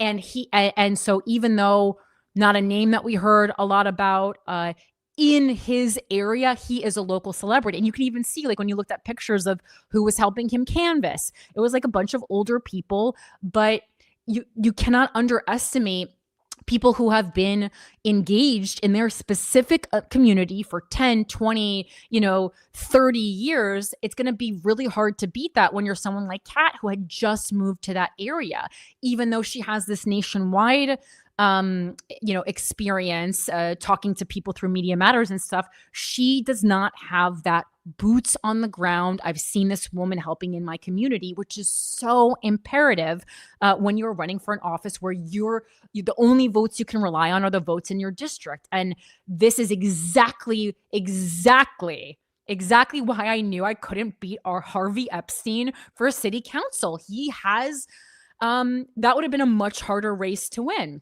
100%. And I know that sounds crazy with all the splash of Zohran Mamdani, but I really 100% believe that. So it says Daniel Biss wins Democratic primary for closely watched Illinois House seat. Daniel Biss, the mayor of Evanston, Illinois, has won the Democratic primary for the state's 9th congressional district, according to a race called by the Associated Press, topping a crowded field in the race for a Chicago area seat that has not been open for nearly 3 decades. And again, I think where Kat most likely thrives, I haven't looked into all the stats yet, is with like first-time voters for a congressional primary, younger people. Those are the types of people that she really needed to go. She was never going to win over the community members who were already in bed with Biss, especially because Jan Schakowsky gave the endorsement to Daniel Biss, not to her. And that's who they were replacing, right, for this. His victory in the safe blue district ends a highly contested primary of more than a dozen Democrats running to succeed retiring Democratic Representative Jan Schakowsky, 81, who first took office in 1999. With endorsements from Schakowsky and other national leaders, such as Senator Elizabeth Warren, Biss was seen as the front runner heading into the race. On the camp, and like, again, like these again, you know my feelings on fucking endorsements, but like these endorsements for Illinois from someone from Massachusetts, like I understand Congress ultimately affects us all, surely, but it's like, I don't know. It's just a chess game. I know I still have to convince a lot of you of this, but I'm still anti this shit. Make a decision based on the candidate. If you need it, like it's like weird. It's, to me, an endorsement is like no different than a commercial convincing you. It's like, oh, I like Michael Jordan, so I'm buying Air Jordans. Like that's to me what an endorsement is. Isn't how is this different? Annoying. Biss was seen as the front runner heading into the race. On the campaign trail, he sought to differentiate himself by emphasizing both his background in elected office and his willingness to push for progressive causes and against President Trump's agenda. And I do want to point out, there was a lot of talk about AIPAC in this race.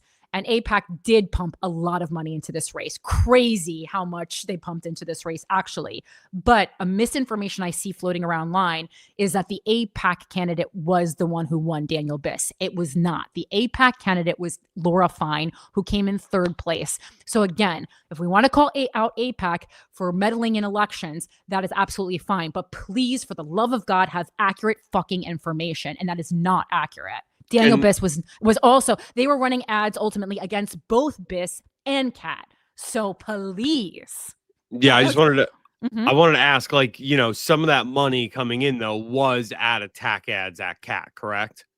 Yeah, but they were attacking Biss too. Fair. Yeah.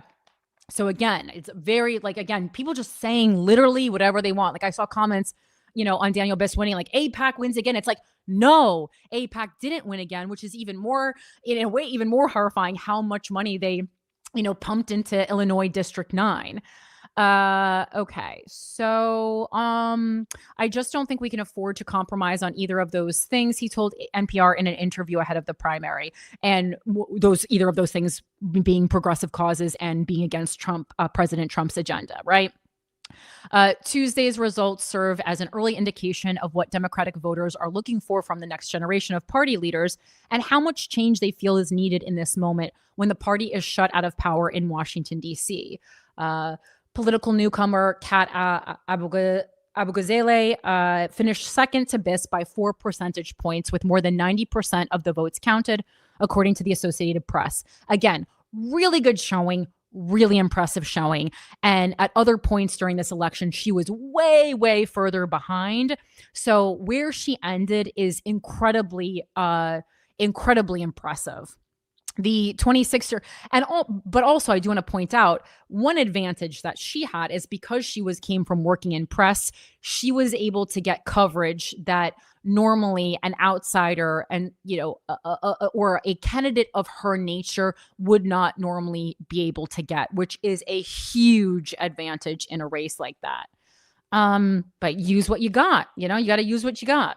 The 26-year-old progressive researcher and commentator ran on an anti-establishment message, arguing that Democrats have failed to deliver tangible results for voters back home and need to scrap longtime party norms.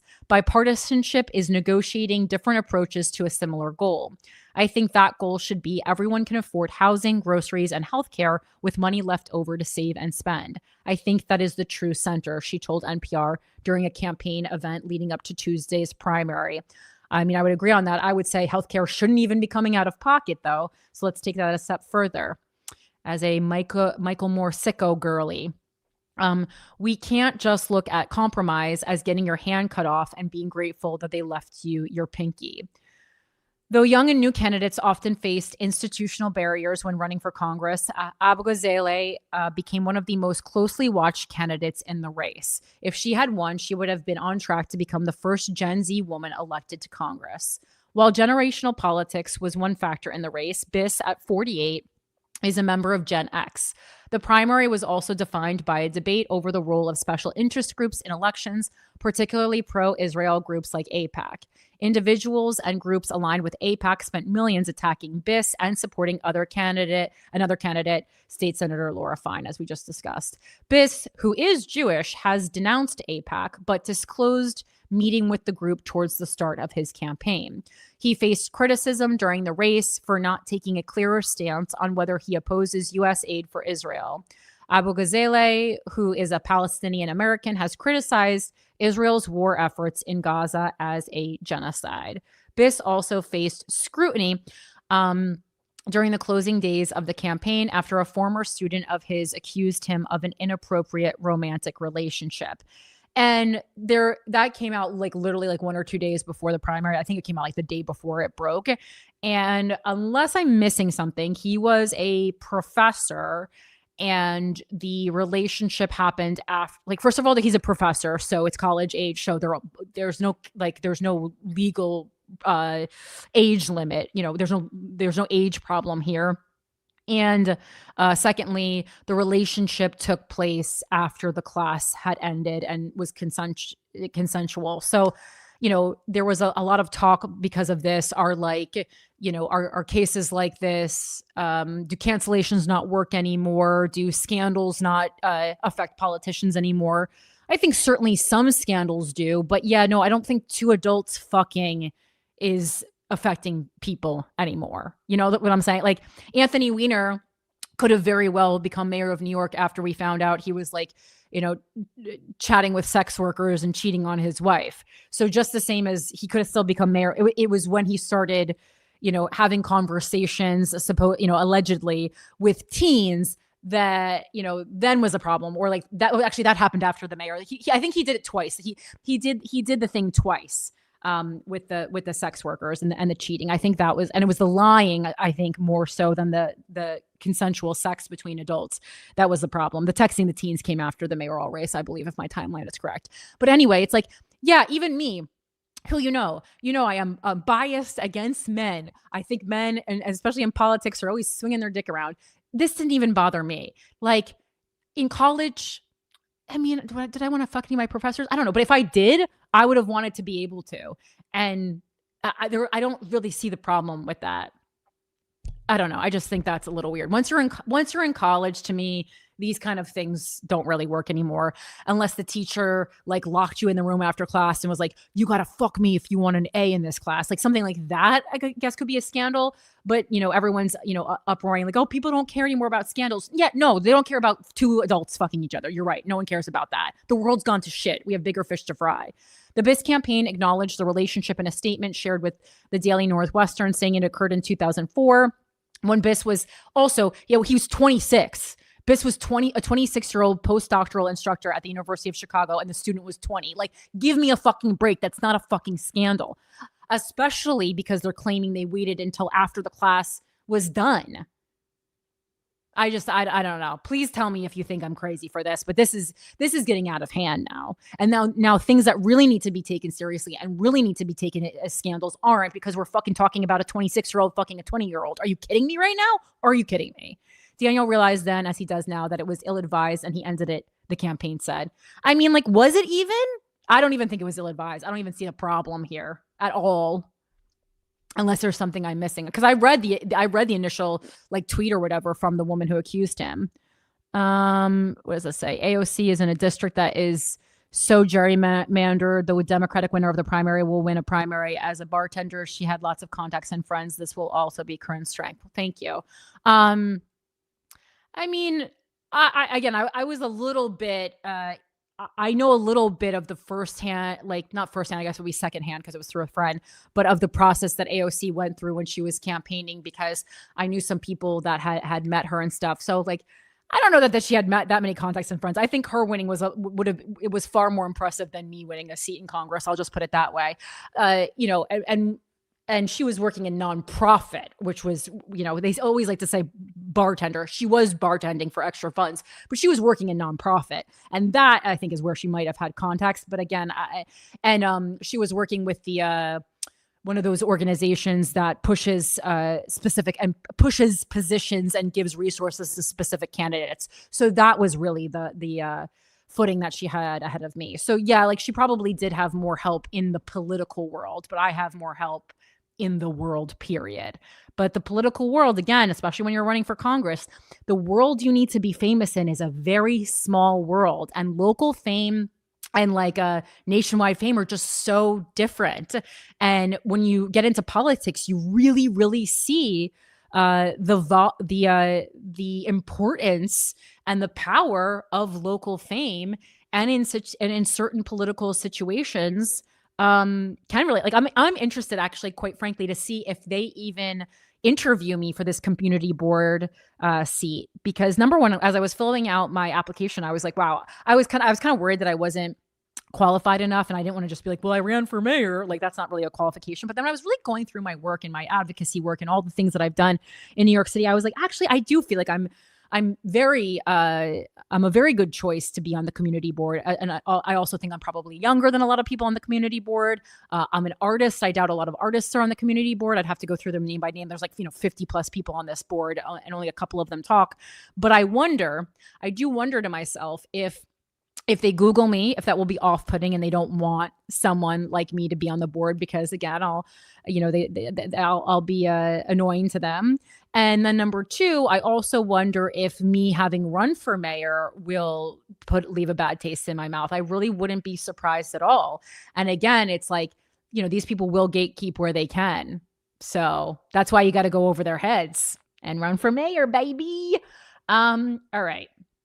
Let's see what else. There was also some other, races that happened. And overall, I guess this is like a conversation. I don't want this, but overall, I think the takeaway was that in a lot of these races, and we knew this was going to happen, but like Mayor Mamdani being elected, I don't want to say was like just an isolated thing that won't follow suit all over the country, but like how far left he is, I think most of the country is not yet ready for. And we saw that a couple times, like yesterday. We're going to see, like, is the Democratic Party ready to go as far left as a lot of these like newer, younger candidates want to go? And I think we got really excited when Mamdani won here, but I don't think that overall everyone's ready for that. And New York always the leader and being cool, so I guess just follow when you're ready. All right, let's go. I mean, I know Netanyahu there was a lot of is he or isn't he dead this week. He's alive, seemingly. A lot of that was AI, so please stop falling for that. And another article about AI was going into these midterm elections, we can already see that AI, and this is one called AI money, Mike. AI money is really already having a big influence financially on candidates. This is from the Washington Post. I'm not going to go through the whole thing. I don't think it's worth the amount of time, but I do want to kind of like just pin it as a concept. AI money is already influencing the midterms, and more is coming. Candidates backed by AI companies have found early success. Of the 20 candidates in the Texas and North Carolina primaries who received AI funds, only one lost her race, right? And I don't even know that we need to read any more than that right now. But, we're talking, I think we are so laser focused right now on AIPAC, but there's other things that we need to be looking at. Other candidate money is coming from other places that we need to be really aware of. And so, just as much as I'm not saying stop looking at AIPAC, but also really we need to start asking candidates, are you backed by AI companies, right? Because we don't want that. Even though I am not personally anti-AI, I'm certainly against AI paying for candidates. You don't want that. That's not good. Candidates backed by AI companies have found early success. And there's one of the quotes from this article is there is an extreme takeover being attempted by people that know they are on the wrong side of popular opinion and history and are trying at the last second to get their way by drowning out elections with money, said New York State Representative Alex Borez, whose campaign for Congress has been both supported and attacked by groups funded by AI interests. I believe Alex Borez is also running in that Nadler one, which is like the crazy one that Jack Schlossberg is heading right now. So that one's just going to get real catty real fast. But anyway, put a pin in that because that's another thing to watch. Let's move on to girl. Again, real quick, we don't need to spend too much time on this, but I just came across something on social media that was like this lab leak page on the whitehouse.gov website. It's whitehouse.gov/lab leak true origins of COVID. Do you want to say hi, Alfie? You were such a star last week. You want to say hi to everyone? Your nap is over. You say, hi, everyone. I love critical thinking. Oh, what a good boy you are. What a good boy. Quick plug. Adopt, don't shop, and make sure to get your pets spayed and neutered. Alfred was adopted from Pup Stars Rescue in New York City. Quick plug, right? You're a good boy. Everyone loved you last week. You were such a star. Okay. Do you want to go to your bed or play with a toy? You can sit on my lap too if you want to. Just don't fall, baby. Okay, so lab leak, and so they have this whole page. The page number one looks ridiculous. Like if you want to show this page, Mike, it's really pretty hilarious. The true origins of COVID-19. It looks like some kind of a weird Hallmark movie that I'm watching. And it goes through the origin of COVID-19, even though it has not been scientifically proven or agreed upon among experts. Because, of course, I'm doing research when this pops up. I always try to give the administration the benefit of the doubt before I was like, this is like not true. I was like, did I miss something? Was this 100% agreed upon by scientists? Like, no, it wasn't. The Trump administration just decided to make this page. Like, I'm like looking up evidence and it's just like not. It says 1, the virus possesses a biological characteristic that is not found in nature. 2, data shows that all COVID-19 cases stem from a single introduction into humans. This runs contrary to previous pandemics where there were multiple spillover events. 3, Wuhan is home to China's foremost SARS research lab, which has a history of conducting gain of function research, gene altering and organism supercharging at inadequate biosafety levels. 4, Wuhan Institute of Virology researchers were sick with COVID-like symptoms in the fall of 2019. I mean, if you were following along with COVID, none of this is new as far as information that has been presented to us, whether or not it's factual. Months before COVID-19 was discovered at the wet market. 5, by nearly all measures of science, if there was evidence of a natural origin, it would have already surfaced, but it hasn't. And then it goes into like more. There's this, there's of course Anthony Fauci's being brought down on here. Anyway, so I'm like doing research. I'm like, did I miss something? And no, it's not. And it was clarified that this page on the White House government site draws largely on a report from a Republican-led House Oversight Committee and political critiques, not a new scientific consensus that you, Corinne Fisher, somehow missed. And, again, just in case I missed anything, I was like, was there some kind of lab leak like claim proven? Like, and then again, no, there is currently no definitive universally accepted scientific evidence that COVID-19 originated from a lab. Like there's just they just decided to put up a page with their own Republican folklore. And I love that for them. But again, it's scary that we live in a time where you go to the website for literally the president of the country that you live in, and there's just like hearsay. I'm not surprised, but I just, I love going to that website every now and then to see what the boys are up to. All right, we're going to skip ahead a little bit because we have a very long piece, which is my main story on Ceasar Chavez, who is not Cesar Millan, like Mike thought this afternoon. I don't want to make fun of you, but that really made me laugh. You thought it was a personal attack on Justin Silver, and I really loved that. I also want to point out, as far as misinformation, Mike, I know you had sent me that video from @NotWoke on Instagram. It's 0TWOKE. I looked in this a little bit more. It was all about how underage migrant girls are being sent to an island, apparently. And I think this was a Patreon article, but a couple weeks ago we had talked about underage pregnant girls being all sent to a specific facility. And that still remains true. But this piece about them being sent to an island, that is not substantiated. I looked into it further. That seems to be something that people are spreading to kind of get people more up in arms about Epstein. Like they want to see more of a connection between Epstein Island. So that part is not true. I mean, still obviously super alarming that there are many detainees who are, as young as 13 years old who are becoming pregnant. It certainly seems like it's because of a result of rape. According to the Women's Refugee Commission.org, over at least half of them are pregnant because of rape. One, who are they being raped by? I think it's mostly ICE agents. And they are all being sent to this one facility in San Benito, which is a small border town in South Texas.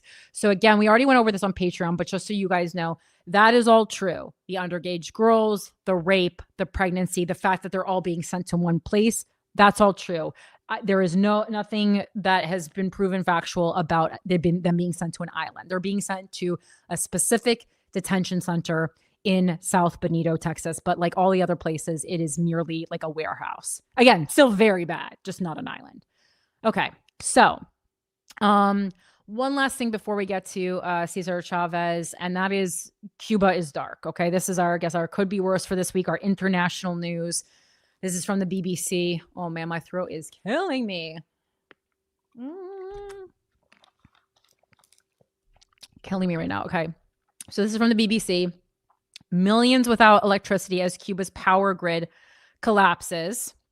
Another power grid collapse. Of course, millions in Cuba have been left without power after the national electricity grid collapsed on Monday, the country's power operator says. Much of the island, including the capital, Havana, was plunged into darkness with streets only illuminated by headlamps and battery-powered lights on Monday. UNE, Cuba's grid operator, said early on Tuesday morning that it was gradually restoring electricity to provinces and cities around the country. It is the latest in a series of widespread blackouts to hit the Caribbean island, where aging electricity infrastructure and chronic fuel shortages have been exacerbated by a U.S. blockade on oil shipments to the communist-run nation. Coupled with shortages of food and medicine, the situation has triggered rare public dissent in the form of street protests, which continued with people banging pots and pans in central Havana on Monday. Unauthorized demonstrations are illegal in Cuba, and those who defy the ban risk being jailed. It is not just the blackout, 26-year-old Havana resident Lazaro Hernandez told news agency Reuters. There is no water because there is no electricity to run the pumps. There is no electricity, no food, no oil, no fuel, and private businesses have high prices because everything is going up now since they have had to move their goods by truck and transport. All of this is really very bad. Meanwhile, Diana Machin, also 26 and from Havana, was unsurprised by the blackout. We're already used to living with this, she said.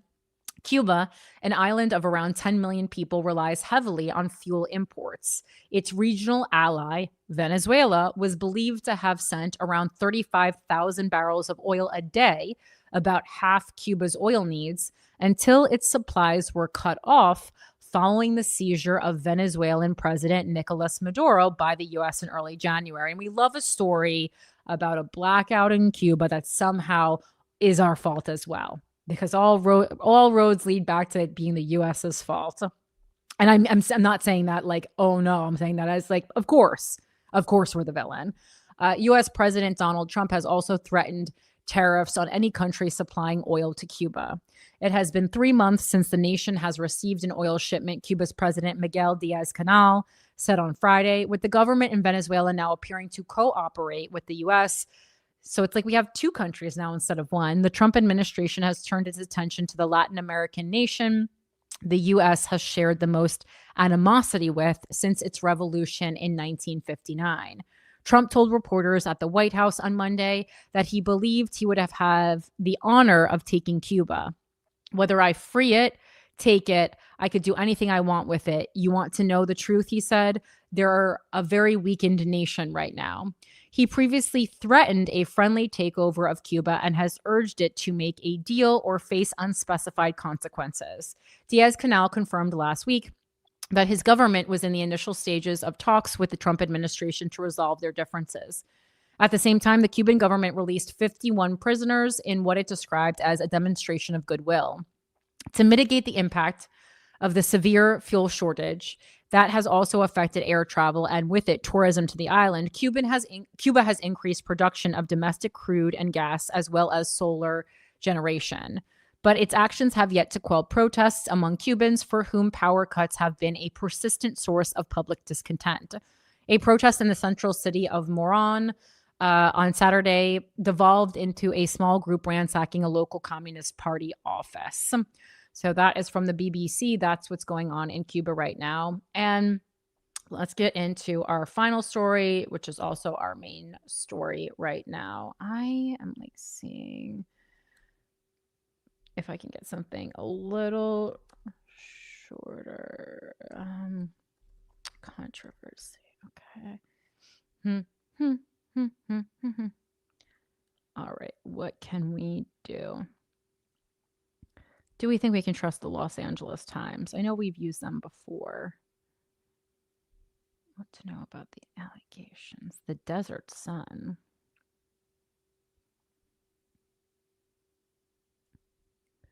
One second. I'm just seeing if I can get something a little shorter for this. The Desert Sun. Is it reliable? Bias and credibility. Slightly right center. I don't love that. Just doing a quick media bias. Lean left. Interesting. It's funny. Whenever I read the Los Angeles Times, I don't feel like it has a left lean. I was actually concerned of quite the opposite, but I guess it does.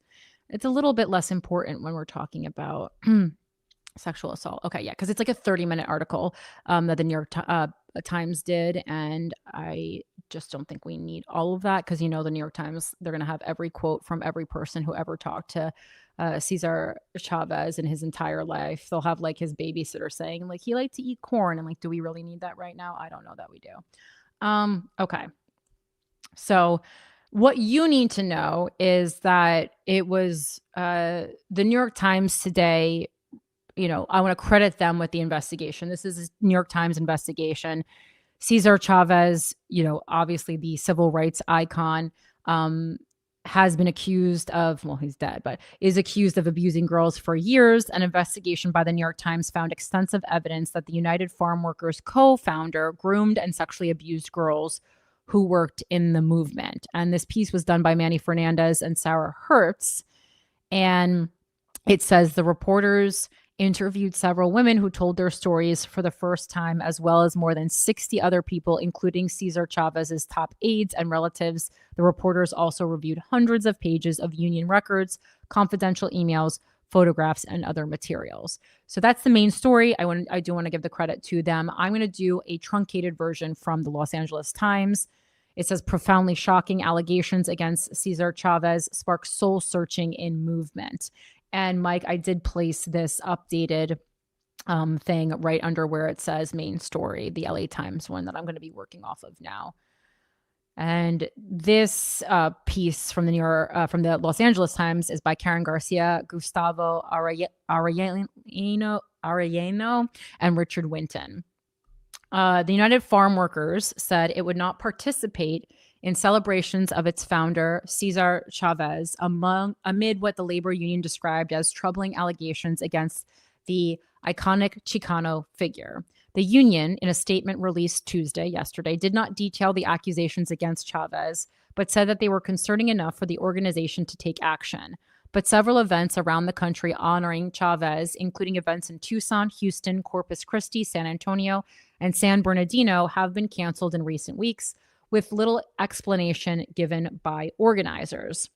The claims against Chavez are incompatible with our organization's values. Some of the reports are family issues and not our story to tell or our place to comment on. Far more troubling are allegations involving abuse of young women or minors. Allegations that very young women or girls may have been victimized are crushing. We have not received any direct reports, and we do not have any firsthand knowledge of these allegations, the union said. Well, of course, because the New York Times was doing this investigation. Canceling events, the union said, would provide space for people who may have been victimized to find support and to share their stories if that is what they choose. Chavez is a towering national figure credited with organizing and raising the lives of migrant farm workers in California and beyond and giving voice to the struggles of Mexican Americans. Bursting into national prominence in the mid-1960s in the San Joaquin Valley, Chavez galvanized public support on behalf of them after organizing community groups across Central and Southern California. For decades, agricultural laborers had lived in substandard housing and were paid terrible wages. Efforts to organize migrant laborers were usually crushed violently by farmers and local law enforcement. Mike, is Mike gone? Well, let's hope. Let's hope he's not. I'm like, let's hope he's here. Are you still on? I don't even see him anymore. Okay. Chavez and his associates joined a grape pickers strike in 1965, launched by Filipino organizers centered around Delano, or Delano, I'm not sure how to say it, the heart of California's table grape crop. Those early years were marked by bitter and sometimes brutal incidents involving picketing farm workers who screamed, Huelga, strike. Sorry, you guys know I didn't take Spanish. And growers who vowed never to give in to Chavez and his movement. That eventually transformed into a boycott that earned international attention. Chavez, drawing on his Catholic faith, fasted for 25 days in 1968 to draw attention to the violence swirling around the effort, ending it by sharing bread with then presidential candidate Robert F. Kennedy. 2 years later, the UFW was able to secure contracts for more than 10,000 grape pickers. Those successes made Chavez an almost mythic figure. The UFW flag, a stylized black Aztec eagle against a red background, became synonymous with the Chicano movement that was emerging at the same time. Posters and murals featuring Chavez's beatific face sprouted in the Southwest and beyond. He traveled across the United States, espousing his philosophy of nonviolence, union, and dignity for farm workers. A 1983 poll of Latinos by the Times found Chavez to be the most admired leader. But Chavez's legacy became increasingly tarnished as the years went on. Labor victories became fewer and fewer. His fierce criticism of illegal immigration, Chavez argued that they undercut his unionization efforts, put him at odds with immigration activists. A 2006 Times investigation detailed how dozens of former associates and workers left the UFW because of what they described as Chavez's increasingly autocratic ways. When the Los Angeles County Board of Supervisors decided to change the name of Brooklyn Avenue in East Los Angeles and Boyle Heights to Ceasar Chavez Avenue after the labor leader's death in 1993, many in the community opposed it, citing the economic burden businesses would undergo to update their addresses and the erasure of the community's history on the street. Yet his standing among Latinos nationwide was such that schools, streets, and parks were renamed in his honor in the years after his death. In 2012, President Obama went to tiny Keene, California, where Chavez had set up both his home and the operational headquarters of the United Farm Workers to dedicate the Ceasar E. Chavez National Monument. It's unclear the source of the new allegations or when they might become public, but there has been rumbling for weeks among activists that something about Chavez was coming. A Corpus Christi march was called off last week after labor leader Dolores Huerta withdrew, the San Antonio Express News reported. So this isn't even going to get into what we need to get into. So I got to go back to this New York Times article because this was from yesterday. I am now realizing, but that was a good little piece of history on it. So anyway, now I'm going back to the New York Times article because this was published today and updated as most recently as 4/11. So Anna Markwayne remembers the day the man she had regarded as a hero called her house and summoned her to see him. She walked along a dirt trail entered the rundown building, passed his secretary, and stepped into his office. He locked the door as he always did when he called her and told her how lonely he had been. Fucking weird. He brought her onto the yoga mat that he often used in his office for meditation, kissed her. Why is every man who meditates also a pervert? Or any guy who like swears by meditation? It's giving a bad name to meditation, which can be lovely. I guess it's like you have too much time on your hands if you can meditate. He kissed her and pulled her pants down. Don't tell anyone, he told her afterward. They'd get jealous. The man, Ceasar Chavez, one of the most revered figures in the Latino civil rights movement, was 45. She was, anyone want to guess? She was 13. Ms. Markwayne said she was summoned for sexual encounters with him dozens of times over the next 4 years. So it's Ceasar Chavez -Epstein. Recently, more than 50 years later, Ms. Markwayne learned that a street near her home in the central California city of Bakersfield was in the process of being renamed. City officials want to name it in honor of her abuser, Ceasar Chavez Boulevard. Ms. Markwayne and another woman, Deborah Rojas, say that Mr. Chavez sexually abused them for years when they were girls, from around 1972 to 1977. He was in his 40s and had become a powerful, charismatic figure who captured global attention as a champion of farm worker rights. Honestly, at this point, I just think that like if you have pedophilic instincts, it must also catapult you to fame. And I know this is kind of like, I feel like this is kind of encroaching on a joke Louis C.K. made in an SNL monologue years ago. If I'm not, I forgot how that went, but like, I know it was kind of talking about like how much of a motivator pedophilia must be, but like, it's like, there are so many powerful guys who it's like, they get to the tippy top and they were like, you're like, you know what I'm going to use this power and influence to do? Fuck a team, the youngest team possible. The two women have not shared their stories publicly before. An investigation by the New York Times has uncovered extensive evidence to support their accusations. So very similarly to Louis C.K. actually, and the New York Times investigations that, as we saw from that Los Angeles Times article from yesterday, there were rumblings in the community. Like in this instance, it was the farm worker community.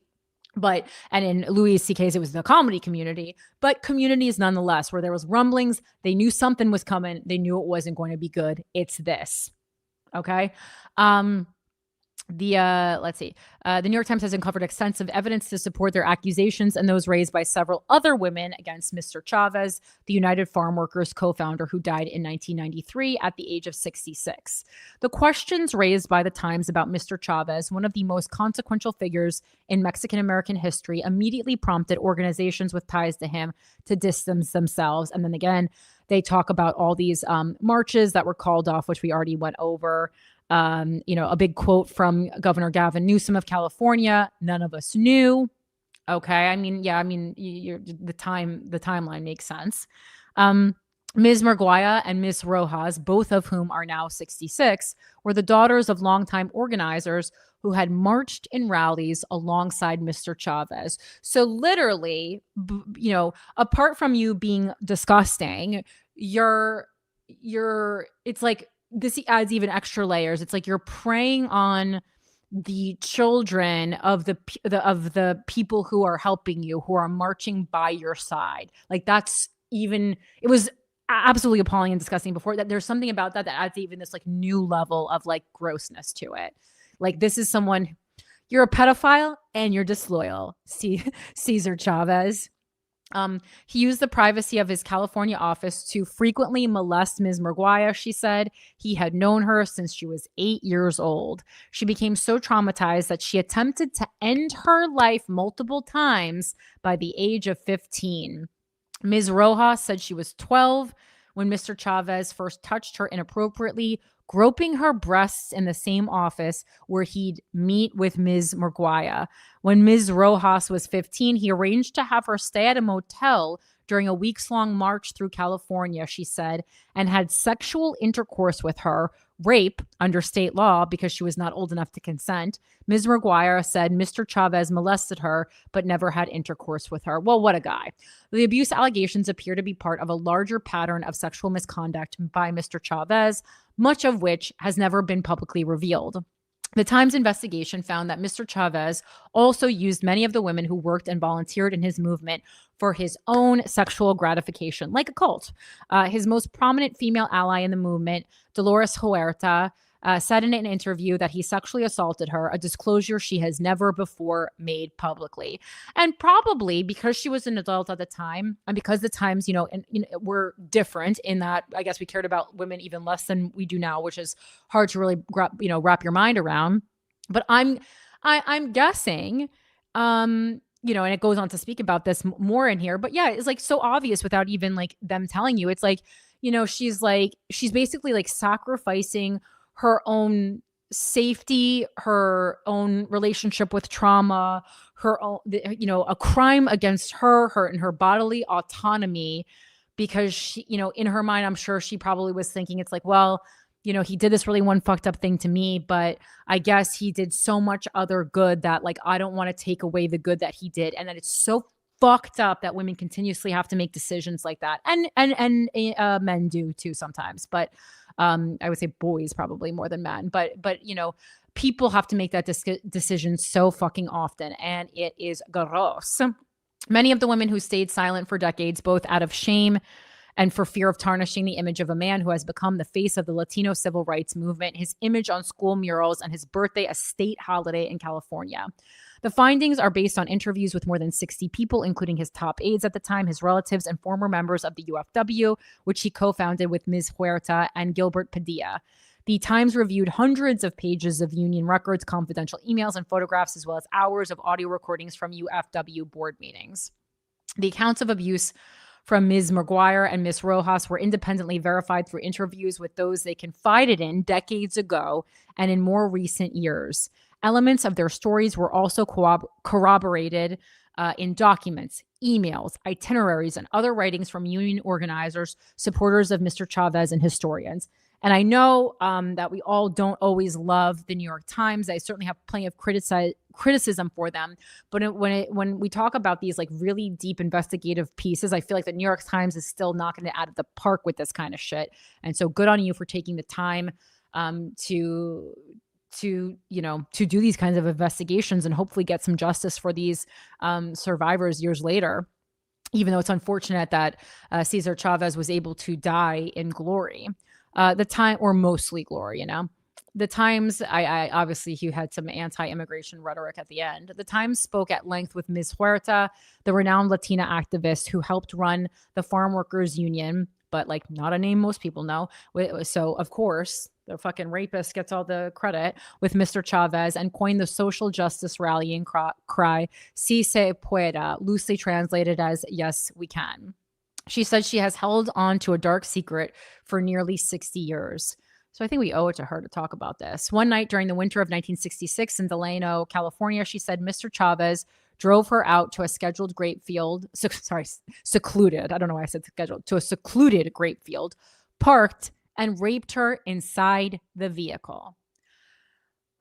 Ms. Huerta, who was 36 at the time, said she chose not to report the assault to the police because of their hostility toward the movement, and she feared that no one within the union would believe her. I mean, not to be crass, but when we talk about taking one for the fucking team. She also described an earlier encounter in August 1960 when she said she felt pressured to have sex with him in a hotel room during a work trip in San Juan Capistrano in Southern California. And it really makes you think about a man. If we're talking about toxic men, it really makes you think about a man.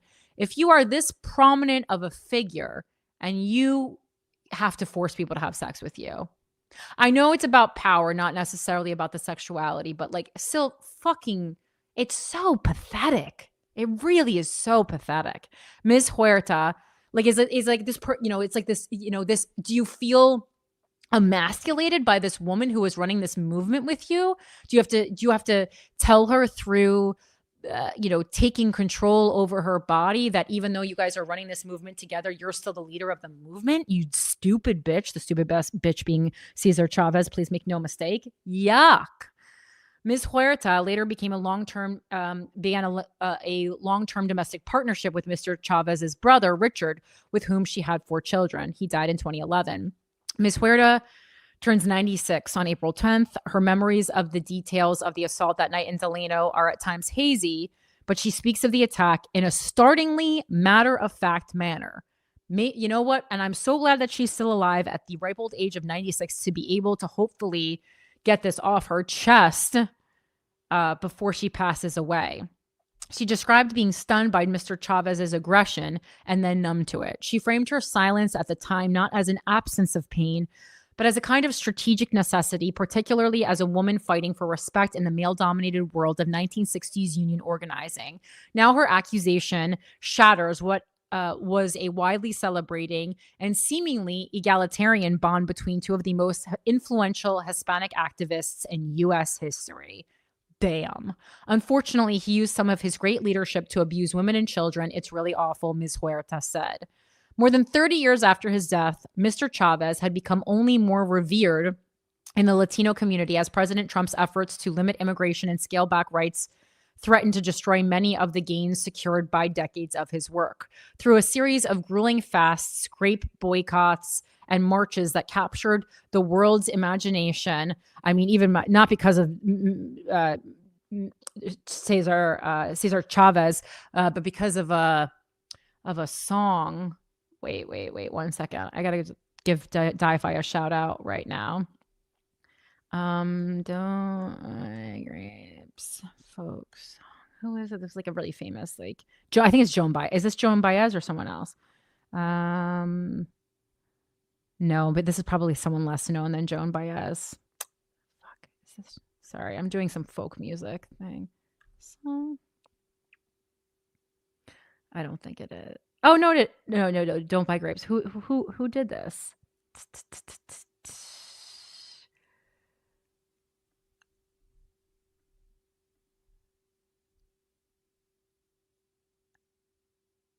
All right, I don't know. There's this folk song that ended in "Don't Buy Grapes." My mom was gonna kill me because I think I've talked about this before, and I also forgot the woman's name. It's not Joan Baez, but it's like someone less known than Joan Baez, but like she's giving Joan Baez, which I'm sure is not what the woman wants. She probably wants me to remember her fucking name.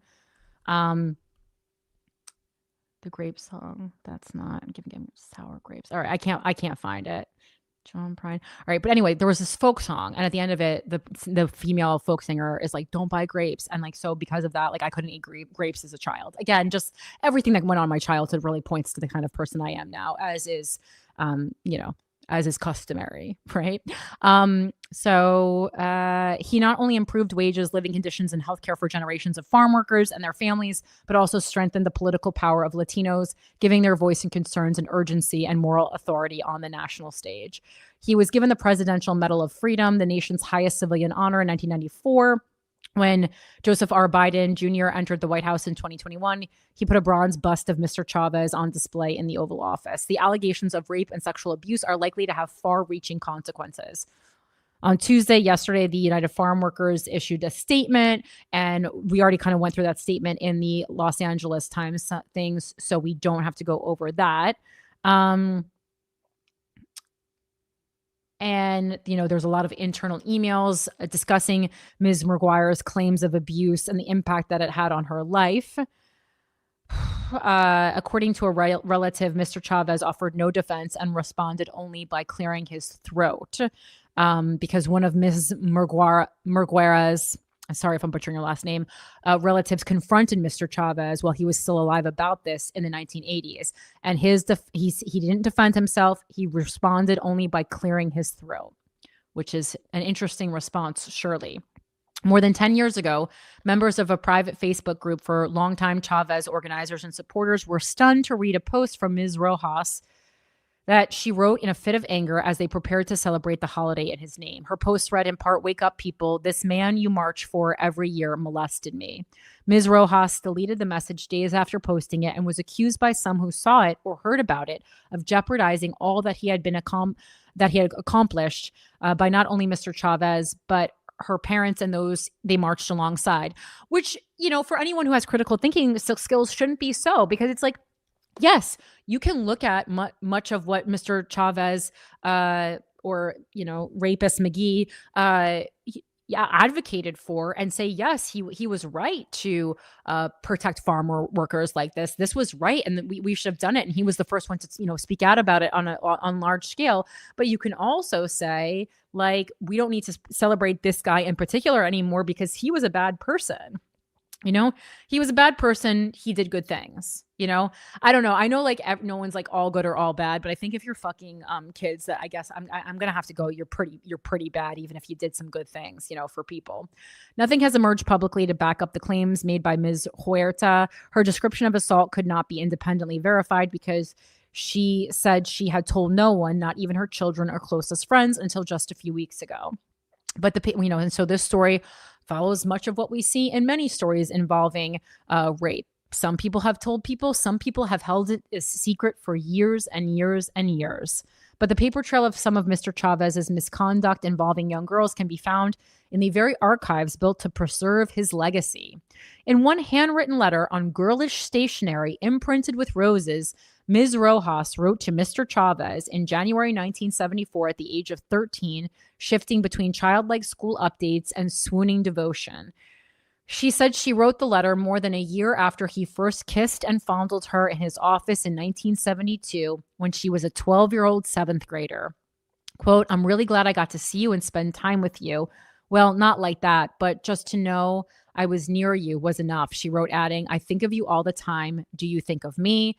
Again, very common behavior for victims of rape, especially when they are young, to, out of self-preservation, develop a fondness for their abuser.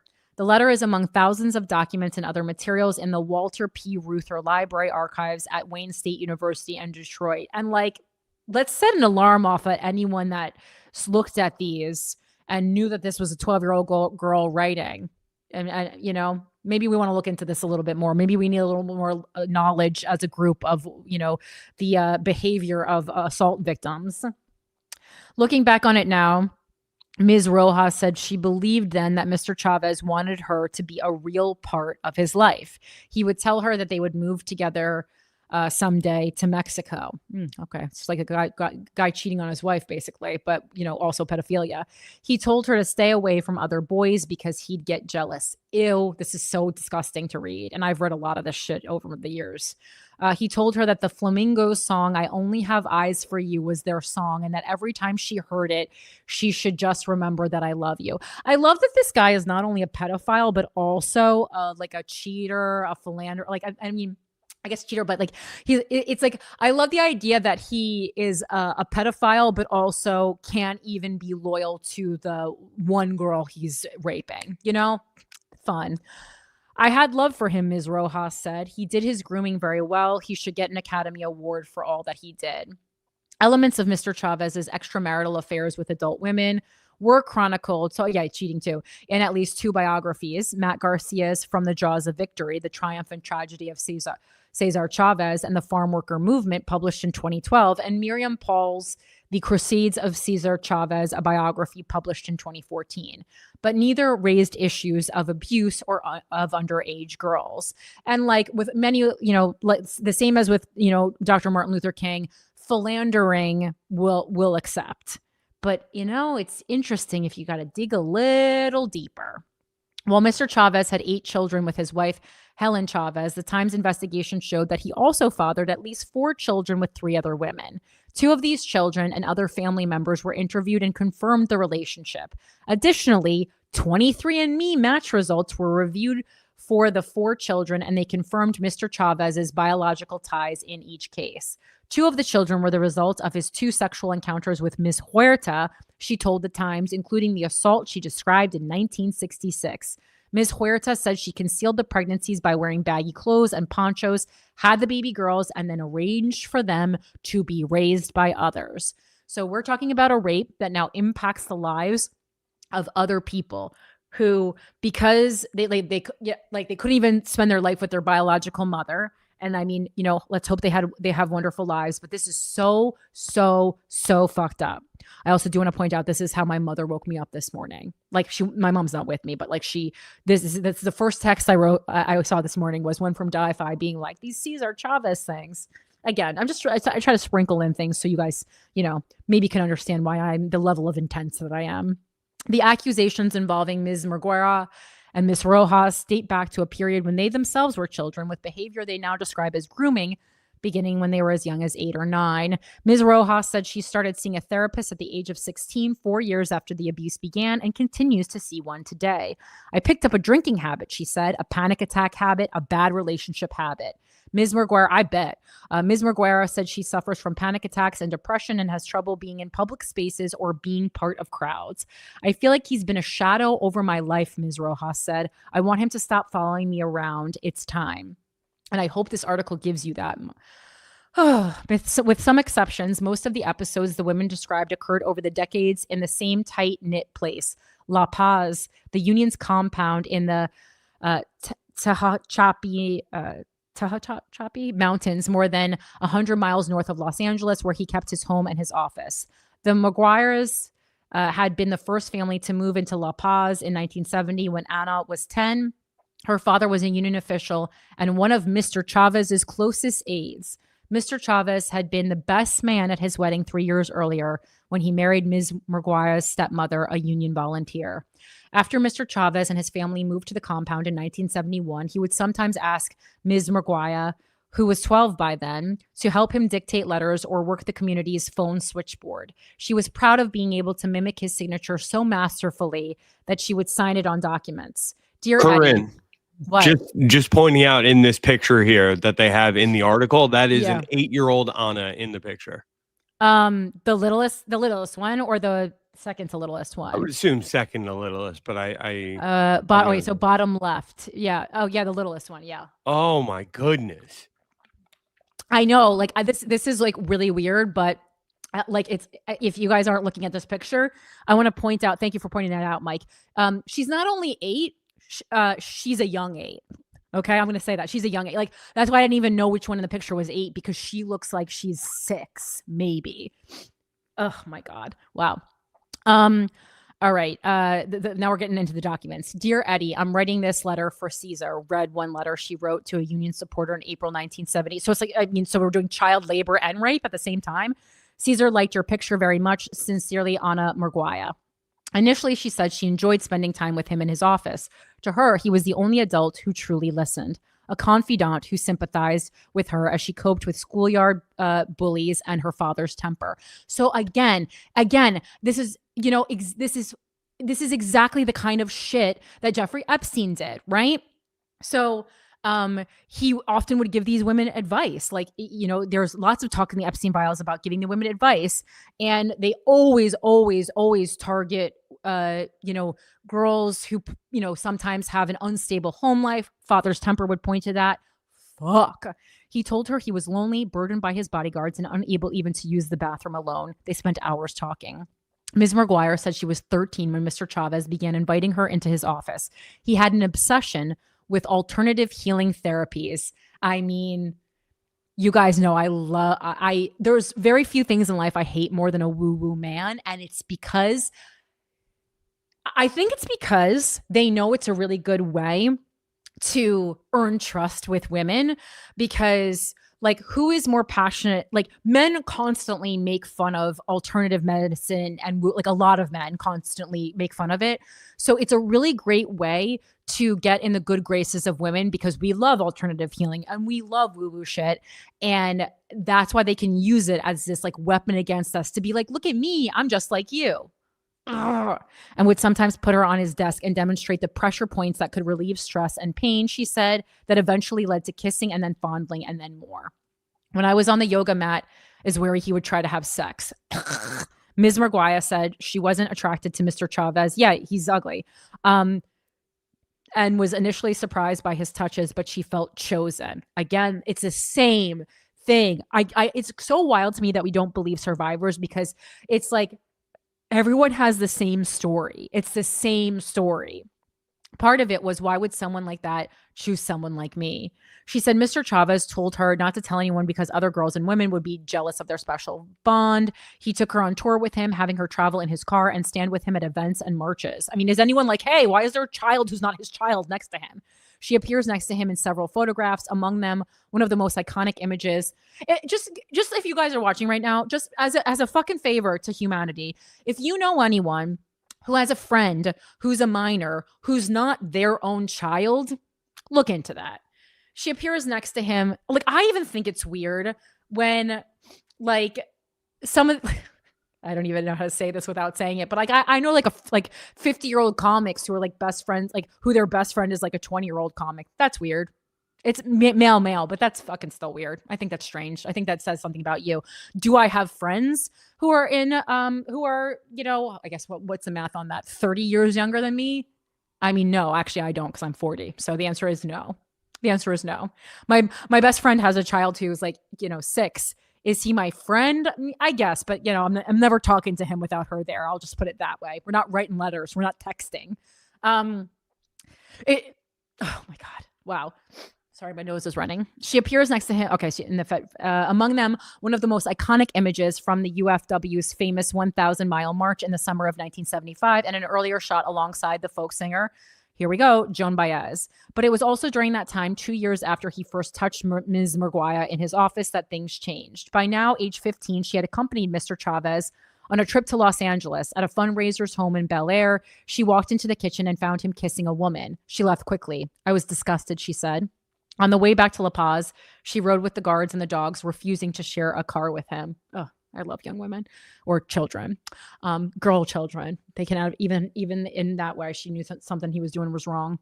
Their time in the office grew less intimate and eventually ended. She started to ache with a quiet distress. I felt very alone, she said. I had zero support. She finally left La Paz at 19, but soon fell into a spiral of heroin addiction. Desperate, she thought that Mr. Chavez could help her and return to La Paz. But this time, when she went to his office, she found a room full of men, and Mr. Chavez, she said, turned on her. He told me I was bringing drugs into the community and needed to get out.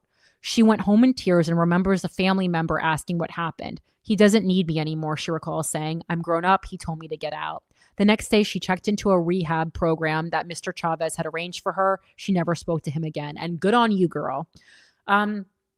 Several people corroborated her story. One family member said she learned of the abuse in the early 1980s after Ms. Markwayne told her about it. Another person said Ms. Markwayne disclosed the abuse to him in 1989.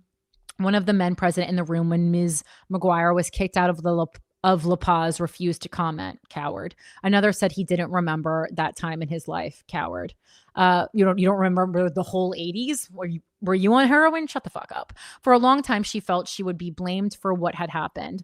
That was how it worked back then. She said girls were abused by family members, by people close to the family, and it was always kept quiet. And if anyone found out, she said the question was never about the man. It was always, well, what did you do? See what you did. There was one person at La Paz she knew she could share her story with, and that was Ms. Rojas. Ms. Rojas was living at La Paz in 1972 and remembers Mr. Chavez's special mystique. What was it, pedophilia? She was 12 at the time. He would walk by, and it was as if a movie star had passed. One day that year, he asked her to come into his office and lock the door. He asked her about school. She remembered going up to his bookshelves to admire the many books. Mr. Chavez touched her for the first time. She described being frozen. He could see how nervous she was. He kissed her and touched her breasts. It's a shock, she said. It was uncomfortable. It went from starstruck to I don't understand this. What is happening? It was the first of many times he touched her sexually. After that first encounter, he used to call her house and talk union business with her father. And then before they hung up, he would ask him to put his daughter on the phone. I didn't know what the word grooming was, Ms. Rojas said. It's like you're mesmerized. Okay, but also like if an adult man is like, put your kid daughter on the phone, I mean, I guess just we didn't have the knowledge then. I don't fucking know. In the summer of 1975, Mr. Chavez and his aides were preparing for the 1,000-mile march, a nearly 60-day event that was to start near California's border with Mexico. The goal was to unionize farm workers and draw public attention to their recent victory in Sacramento.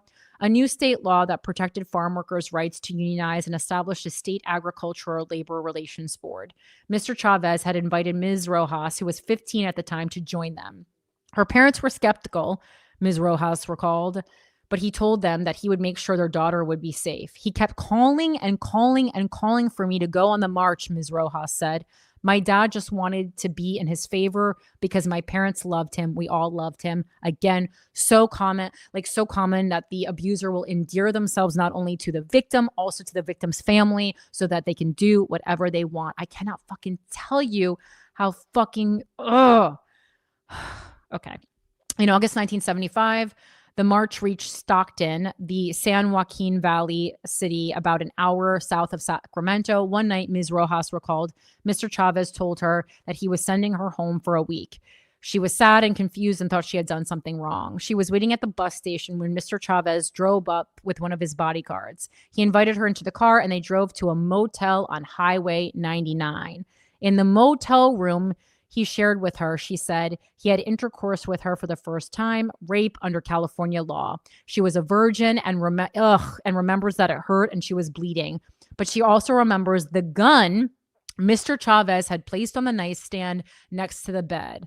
She couldn't help but look at it every time she turned her head, and it scared her, she said. I said, what's that for? Ms. Rojas said. Don't worry about it, she said, he told her. He said because of the death threats he received, he and his security team wanted to make sure that they were safe. So, and it's like, who's this driver who's dropping off an adult man and a kid to a fucking motel room? Fuck all of these people. Several people and documents corroborated the accusations made by Ms. Rojas, including a relative who said Ms. Rojas first told her in the late 1990s that Mr. Chavez had abused her. As the march ended, Ms. Rojas said Mr. Chavez grew colder toward her. He told her that he needed to go back to his wife. Esmeralda Lopez's encounters with Mr. Chavez came years later, long after Ms. Rojas and Ms. Markwayne had moved away from La Paz. She had grown up in the union, the daughter of a longtime union staff member, Cynthia Bell. In April 1988, Mr. Chavez selected Ms. Lopez to travel with him on an out-of-state speaking tour. After an event in Michigan, he invited Ms. Lopez into his camper attached to a pickup truck. She said it was just the two of them in the small camper and that they sat next to the bed. At one point, she said Mr. Chavez pointed to a street sign outside bearing his name and suggested that he could use his influence to get something named for her if she slept with him. She was 19 and he was 61. Shaken, Ms. Lopez rebuffed him and did not pursue it further. She later called her mother to say that she was returning home early from the trip. When Ms. Bell asked what happened, Ms. Lopez replied, Ceasar Chavez is just a man. Oh, that's a 19-year-old who knows shit. Ms. Bell told her to come home. She immediately understood what her daughter meant. In a recent interview, Ms. Bell, now 75, corroborated her daughter's account of the day. By then, Ms. Bell said she had worked closely for decades with the union leader. She said Mr. Chavez had made sexual advances toward her during a dance at a fundraiser in Bakersfield in the early 1970s when she was in her early 20s. I see you sometimes like one of my daughters, but then I get these feelings, these other feelings, she said, he told her as the two danced. So that's very Trumpy. About 10 months after the incident in the camper, Ms. Lopez said Mr. Chavez fired her from the job at the Union Health Clinic. Over the years since then, Ms. Lopez and Ms. Bell said that they have thought a lot about Ms. Lopez's words that day back in 1988, that this icon they had dedicated so much of their lives to was just a man, and a bad one at that. It makes you rethink in history all these heroes, Ms. Lopez said. The movement, that's the hero. Yep. In the 1970s, Mr. Chavez went almost nowhere alone. After federal authorities uncovered a plot to assassinate him in 1971, he began traveling with a security team, moving in 2-car convoys of 3 to 6 guards, coordinating by walkie-talkie. The night Mr. Chavez took Ms. Rojas's virginity at the motel on the outskirts of Stockton, she said she remembers that one of his bodyguards, Manuel Chavez, drove the two of them there. A few of these bodyguards have since died, I hope horribly, including Manuel Chavez, who was a cousin of Mr. Chavez. Several others declined to comment, including his head of security, Richard Ibarra, who married Mr. Chavez's daughter, Anna Chavez, in late 1971. Others said that they were certain that Mr. Chavez had not engaged in any sexual abuse and rejected the women's claims as incompatible with the man they knew. And like, there is a certain part of me that, even though I'm disgusted by that, I think probably for some people, this man was so great that there's no way they could wrap their head around him doing these things. But just so you know, he fucking did. Frank Curiel, a former Marine, drove Mr. Chavez. Okay. I'm not. I hear you, George, but we're not comparing rape now to the 1960s. I understand, like, the public's understanding of rape was not the same as it is now, but it's fucking bad. No, even in the brought it 1960s, you knew you couldn't fuck a 12-year-old. Right. What he's saying is that you moved it too quick. I can only read the first sentence, but the first sentence pissed me off already. No. I understand. I mean, listen, if there's anything we're going to talk about on this show that I think I have at this point an expert level knowledge in, it's sexual assault, rape, the entire umbrella of that. I get it. I know I wasn't around in the 1960s, but I've heard. My mother was.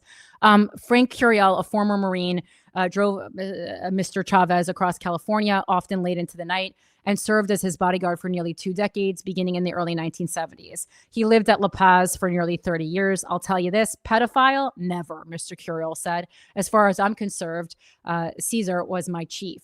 Some of the other women who lived at La Paz also said that they experienced nothing like what Ms. McGuire, Ms. Rojas, and Ms. Lopez described, though Mr. Chavez was a frequent presence in the lives of the daughters of his loyal organizers and volunteers. Yes, and I'm sure this is true because what you must know about predators is they are fucking smart and they know who they can prey on and who they can't. And obviously they don't want to give up. They can't be going around fucking everyone's kids. They are fucking certain kids with certain parents. This is fucking... Again, this is pedophile. This is abuser 101. These are smart, manipulative people with chameleon-like qualities who most people know them as charismatic, endearing figures, but except for the fucking people who abuse them, who, as you can see from these accounts, sometimes even know them as a chameleon themselves, as someone who both abuses them and who also they idolize.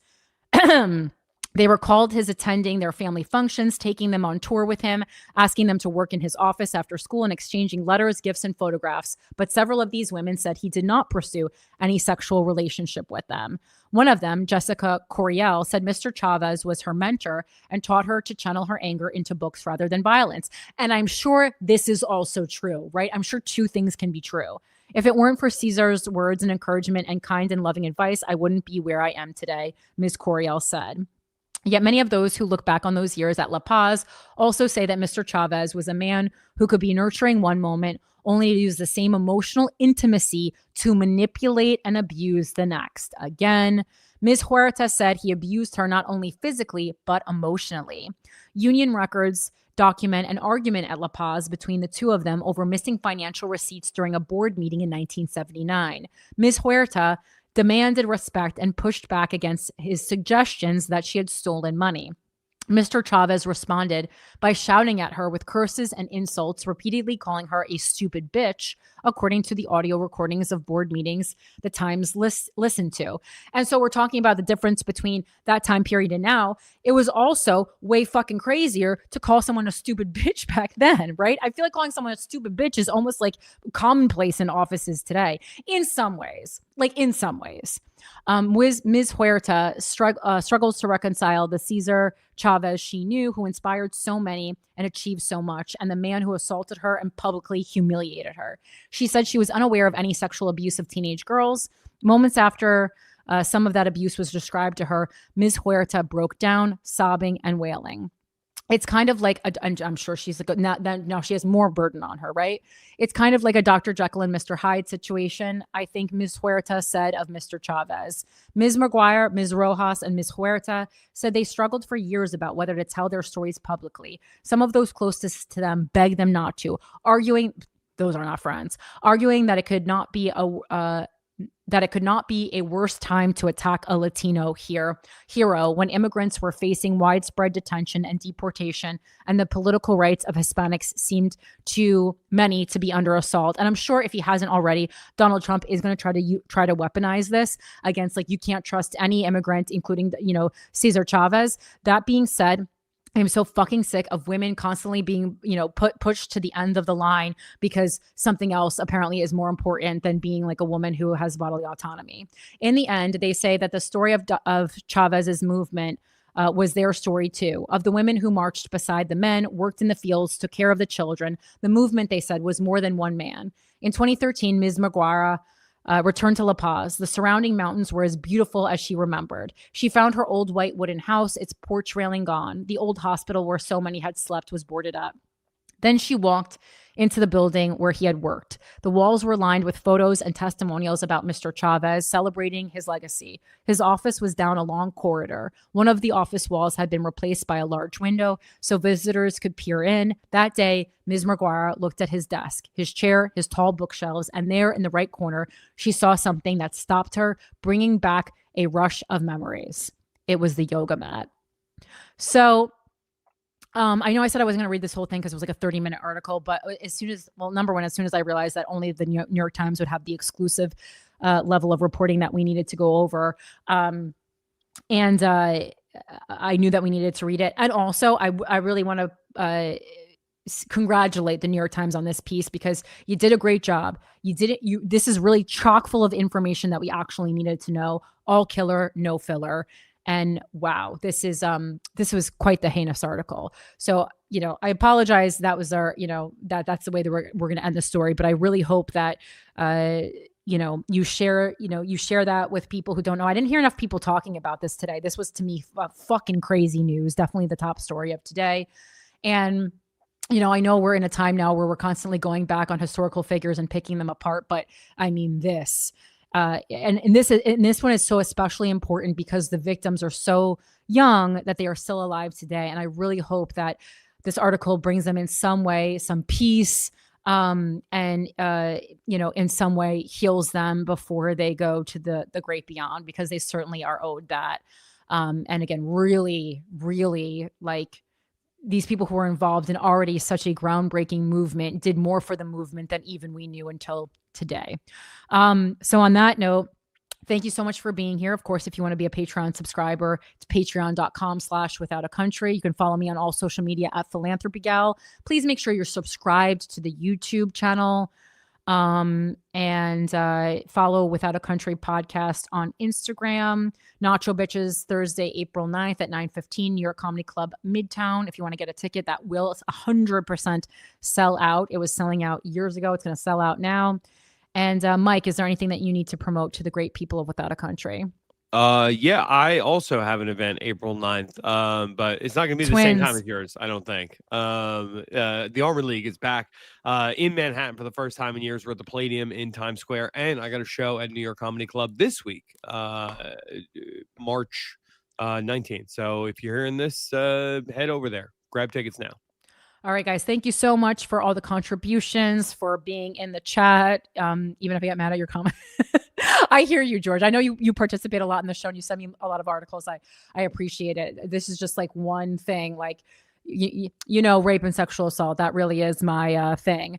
And one more comment from Wild Sarah. I think they get to the top and still feel empty. So reach for extreme stimulation. That's interesting because I can't imagine having that much of an effect on someone and still feeling empty. I guess you have a deep emptiness inside you because you have something really wrong. I also think there is a thing that it's like when you've reached this a certain height, you see, what else can I get? Like, I'm not satisfied. I still need more. Especially when you're living in America, we always have this and what else mentality and what more can I do? I certainly, I think I even have that, but not in a way that I'm going to rape children, but you do keep thinking of no, but it's not in a way that you want more. It's more like, what more can I do with the time left on the planet, I guess is my thought. So it's not like, what more can I get for myself? Anyway, I'm not a man. I guess I wouldn't know. Anyway, patreon.com/withoutaCountry. And thank you so much for being here, for using your critical thinking, for spending 3 hours to, care about humanity, what's going on in your neighborhood and the world at large. I really genuinely appreciate it so much. And as always, I'll talk to you next week. Bye.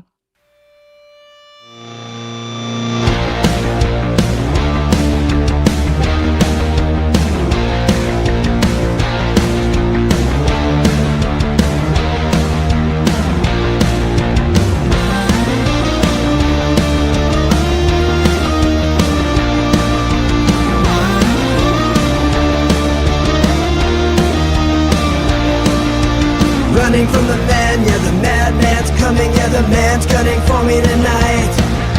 I spent the last week running from the heat, but the beat beats coming alive.